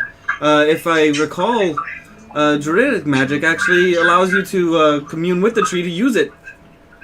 Ask He's the tree. actually correct. And druids can talk to trees and ask for permission to use them for projects and things. That's how druids build things, is they talk, commune with nature and be like, hey, I want to use you as this. Yeah. And Can I please use you to make a wagon? yeah, so No, I do not want to be a wagon. I want to be a hand basket. Metagaming, the cantrip druid craft allows you to change wood and things like that into whatever shape you want. yeah. So, Okay. Do you have that cantrip currently in your spells list? Because I'm only on 2 cantrips at my level, and my 2 cantrips are poison spray and Okay. water. All right. Well, what I'm going to say is, I think we're kind of coming to a real good spot to go ahead and close up. And what we'll do is everybody's going to gain a level for next session. Yay. So we'll leave it at this. You all sitting out there after talking, going over your direction, talking with Vitalis, getting where you could possibly go, all decide together to go south. Down now towards actually where the Tortle tribe and everything is. Vitalis pointing in that direction and chiming in one last time to let Grenin know that if we choose south, it will be at the farthest tip of the continent, over the cliffs, and there will be an area there where we may enter the plane of air. And Okay. as he said that, so onward south we go, and all of you come together, beginning to talk about the cart. Just walking casually, making your way out into the sun, watching the sun beginning to drop down into the sky. actually, the whole reason behind the cart was, I'm gonna use the spell Find Steed and create a divine horse to draw the cart. So what we'll save all that for the beginning of next session. What we'll do right now is just say Yeah, you because guys. I totally I want to throw in something like other than just dipping out of here. So. I mean, I can Well, I mean, pretty sure I don't think there's much else we can do. We're only a mile from the He can entrance. summon a horse too. And I know, you guys don't know, but I know that other people came down inside that bitch. I want to go back to the entrance. I haven't said anything about hearing those people. No, But I am going to try to convince you guys to go to the entrance because I want to seal them in. Fuck them all. I mean, it's You never know what's Yeah. going on. I mean, it's up to you to talk to them and convince I know. them to go back to the entrance of But the I- ruin but where I wanna- the camp was and you know. stuff. But if we're not going to depart right this second, and we're going to wrap up our session, I will save that convincing because there's some role play and maybe possibly some dice rolls and convincing these guys to go murder a bunch of people when we could be doing something else. So I want to save that for next time. Yeah, you can save it for next time, where you guys can choose to play that out now, so you know what exactly you're going to be doing for next Yeah. session. So I'm not like, oh, are they going to go north and I have to worry about that, or are they going to go south and I have to worry about preparing for that? Right, yeah. You're basically So- leaving two wide open things. Like I have to prep Well, twice if as much. they're gonna start like building this You know. wagon, then I will interject while they're attempting to build this wagon because I don't know any magic that can help you. I'm really sorry about that. I'm more of the convince you to follow me into a dark alley type of magician. Thanks. Ooh, watch this knife disappear in your ribs. Yes. So, yeah, it's up to you to say what you want to convince them or talk to them. So then I would first like to insight check because I wanted to see which one of you guys hates humans the most. You can't really get an insight check. You have to ask them. Okay, well then outright. the question Just a outright. random question out of nowhere. Which Or one of know you what? hates humans the I most? would say you know what I would let you do one insight check to retroactively after the time you spent with them divulge. Okay, I feel like this person is the one that and not to get a precise reading, but as I would say just your overall experience with them to get the little bit of insight who you think would be more in that direction. So yeah, I'll let you do this I'm one. guessing one who roll. it probably is. Yeah, but- basically just guessing from your experience with them so far. Oh my god! If this thing rolls another fucking 8 or a 6. What? It's an 8. It's an 8. What's the total? Your insight's wisdom, and if you're proficient in it, you have proficiency. I don't have proficiency in it. So 10. So 10. Generally, it seems like Moss and Van definitely don't seem to be the ones that really hate humans as much. They basically deal with them and fight if they have to protect their own. And from what you can tell of the Tabaxi, she doesn't seem to really care for humans, but doesn't outright hate them. Grenin seems to be the one that would downright have a Malicious. negative connotation towards humans. Actually, how high was that insight roll? I'm sorry, I wasn't It really was paying only attention, 10. to be honest. Oh, with a 10? Never mind then. Yeah, it was only a 10. was That's why only she a did. 10. It's just she did. It was you know, just like wood from blatant she wouldn't reveal comments anything or- secret or anything like that, other than the layer facts, which is what she already basically knows. Is that Right. Grenin is probably the most aggressive. That would be most aggressive towards humans. So, since he's probably also not, I want to then, we'll walk up to our undead frog friend and, So, Frogman, how was the other side? Huh? How was the other side?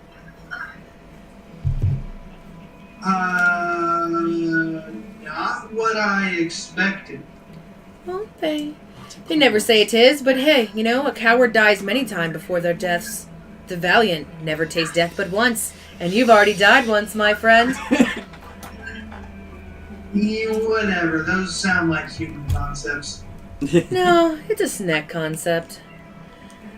So while our more, let's say less malicious friends are bothering with this contraption, I realized that we're not too far from where we started, and just as we were leaving, I, heard some human voices from above us as we left into the last corridor, and, I think it'd be a fun idea to seal them in alive. I mean, that sounds reasonable, but I'm a little, I'm small. You're gonna have a much better time moving that rock back into place than I am. Oh no, not this rock, friend. I mean, destroying the entire ruin that we went in. So, persuasion? I mean, sure, you can try. There's not much I can do. I can punch a couple of rocks. it's not necessarily about strength. It's not always about strength, friend. As all this is happening and Vitalis is hearing through your mind her trying to draw you off to go do something else, he goes, Grenin, remember of our bargain, my friend. Remember of our bargain. And he just stops talking. So what, if my persuasion would be against Vitalis' persuasion? We're going towards one of the objectives. Yes, So- but I hate to tell you this, my friend, but freelancing off and going to your own ends to have fun and not achieve our mutual goals violates the agreement we had. Unfortunately, going to kill people just for the fun of it doesn't fall into helping me become complete. Okay, so... Sorry, buddy. After we've done and you've got me together and everything, you may pursue your own goals, but for right now, the bond we share until our contract is complete, we must, your main objectives and your main pursuits must father the endeavor of completing the Elementus. So, I'm just gonna say, okay, and if I stop touching the orb, Yeah. does it silence me for a little while? Yeah, no, yeah, if you don't hold the orb, he can't hear you and you can't hear it. Oh, okay, I would be like, okay, Vitalis, I will retrieve you once we are on our way, and I'm just gonna put it inside my alchemy jug. Inside the jug. I mean, it's like a baseball-sized thing. I don't know if will it fit in the alchemy jug?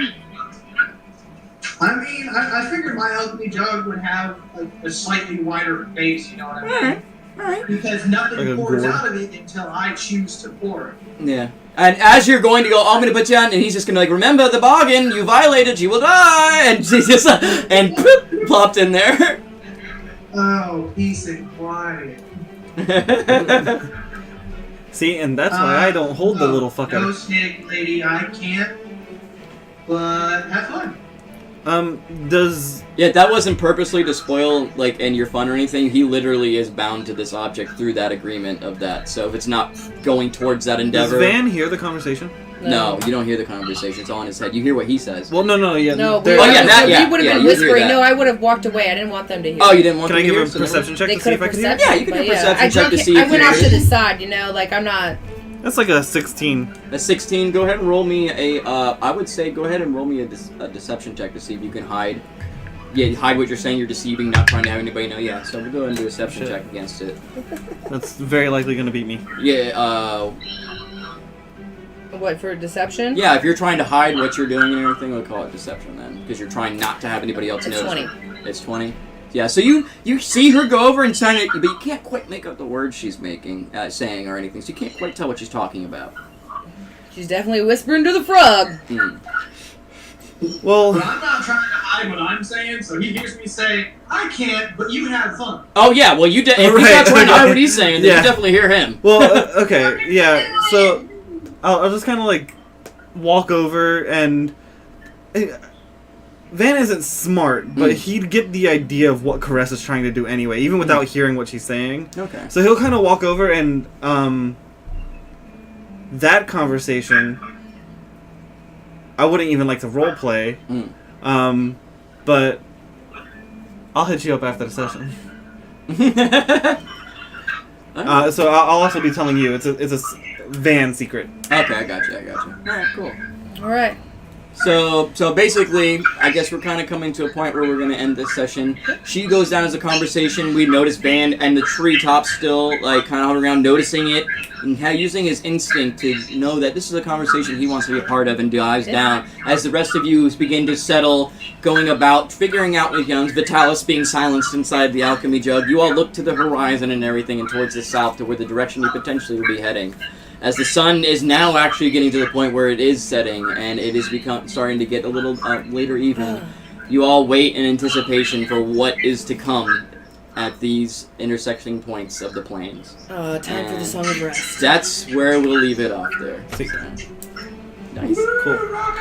Yeah, so interesting. Good on you guys in the fight, dude, man. You guys did really good using the acid stream and everything else to your advantage, man. You know, because I was a little worried. Because It's one of those DM things where you're like, oh, dude, I created this dungeon to be a challenge for you guys, and then you use it against me, and Yeah. like the part of you can't help but to be disappointed. No, I literally. Well, no, I don't want to say nothing. Never mind. I don't want to ruin anything for you. I usually, in my dungeon designs, like, I think like a player when I make them, because I'm like, that'd be cool to try to do. It's just really dependent. Do you guys think about that and try to do it? Because I'm sure when you make stuff like that, you're like, oh man, it's got this and this. Oh, I would totally do that. You know? Even in caves like this, I'm thinking the whole time, oh dude, there's so many stalactites up there. Like they could try to knock that down and use that as like spears and all kinds of shit. I'm like, no, I know what you're saying. But you guys did good on that one, man. You know, you took a little bit more time figuring out, so didn't just run in all willy-nilly. That probably benefited you on that, and lucked out on some of the rolls that I did for that fire. Because it's kind of stayed in a couple spots. You know, it was a D6 at 6 areas, so I just kept rolling it, and it just wasn't hitting where you guys were. Cool. You know, except Mila, it did burn. Yeah, it did caught Mila once. Her hair is a little shorter than it was. That's cool. Prior Then you guys got to meet the Orky Valentis, man.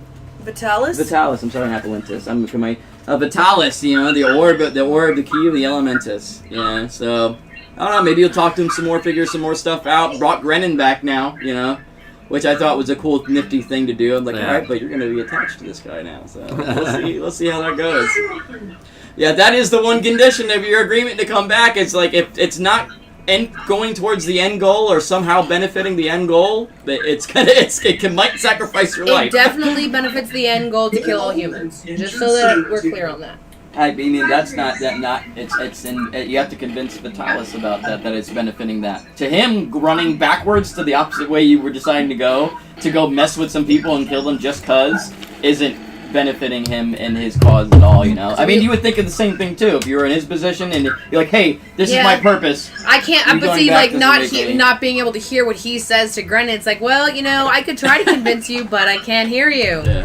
All right, well, anybody that tuned into the stream, thank you so much for stopping by. Sorry about the computer being the pain in the ass that it is. I'm going to look into it during the week, and hopefully we won't have this freaking difficult. It seems like every week some little thing messes up and screws us up. But thank you guys for watching, any of you who did, and any of you guys on YouTube that are catching us later. Thanks a lot for your support. You know, subscribe, like, hit that bell, do all those cool things, write us comments, whatever, you know. And we will be back next Sunday at 1:30 p.m. Eastern Standard Time.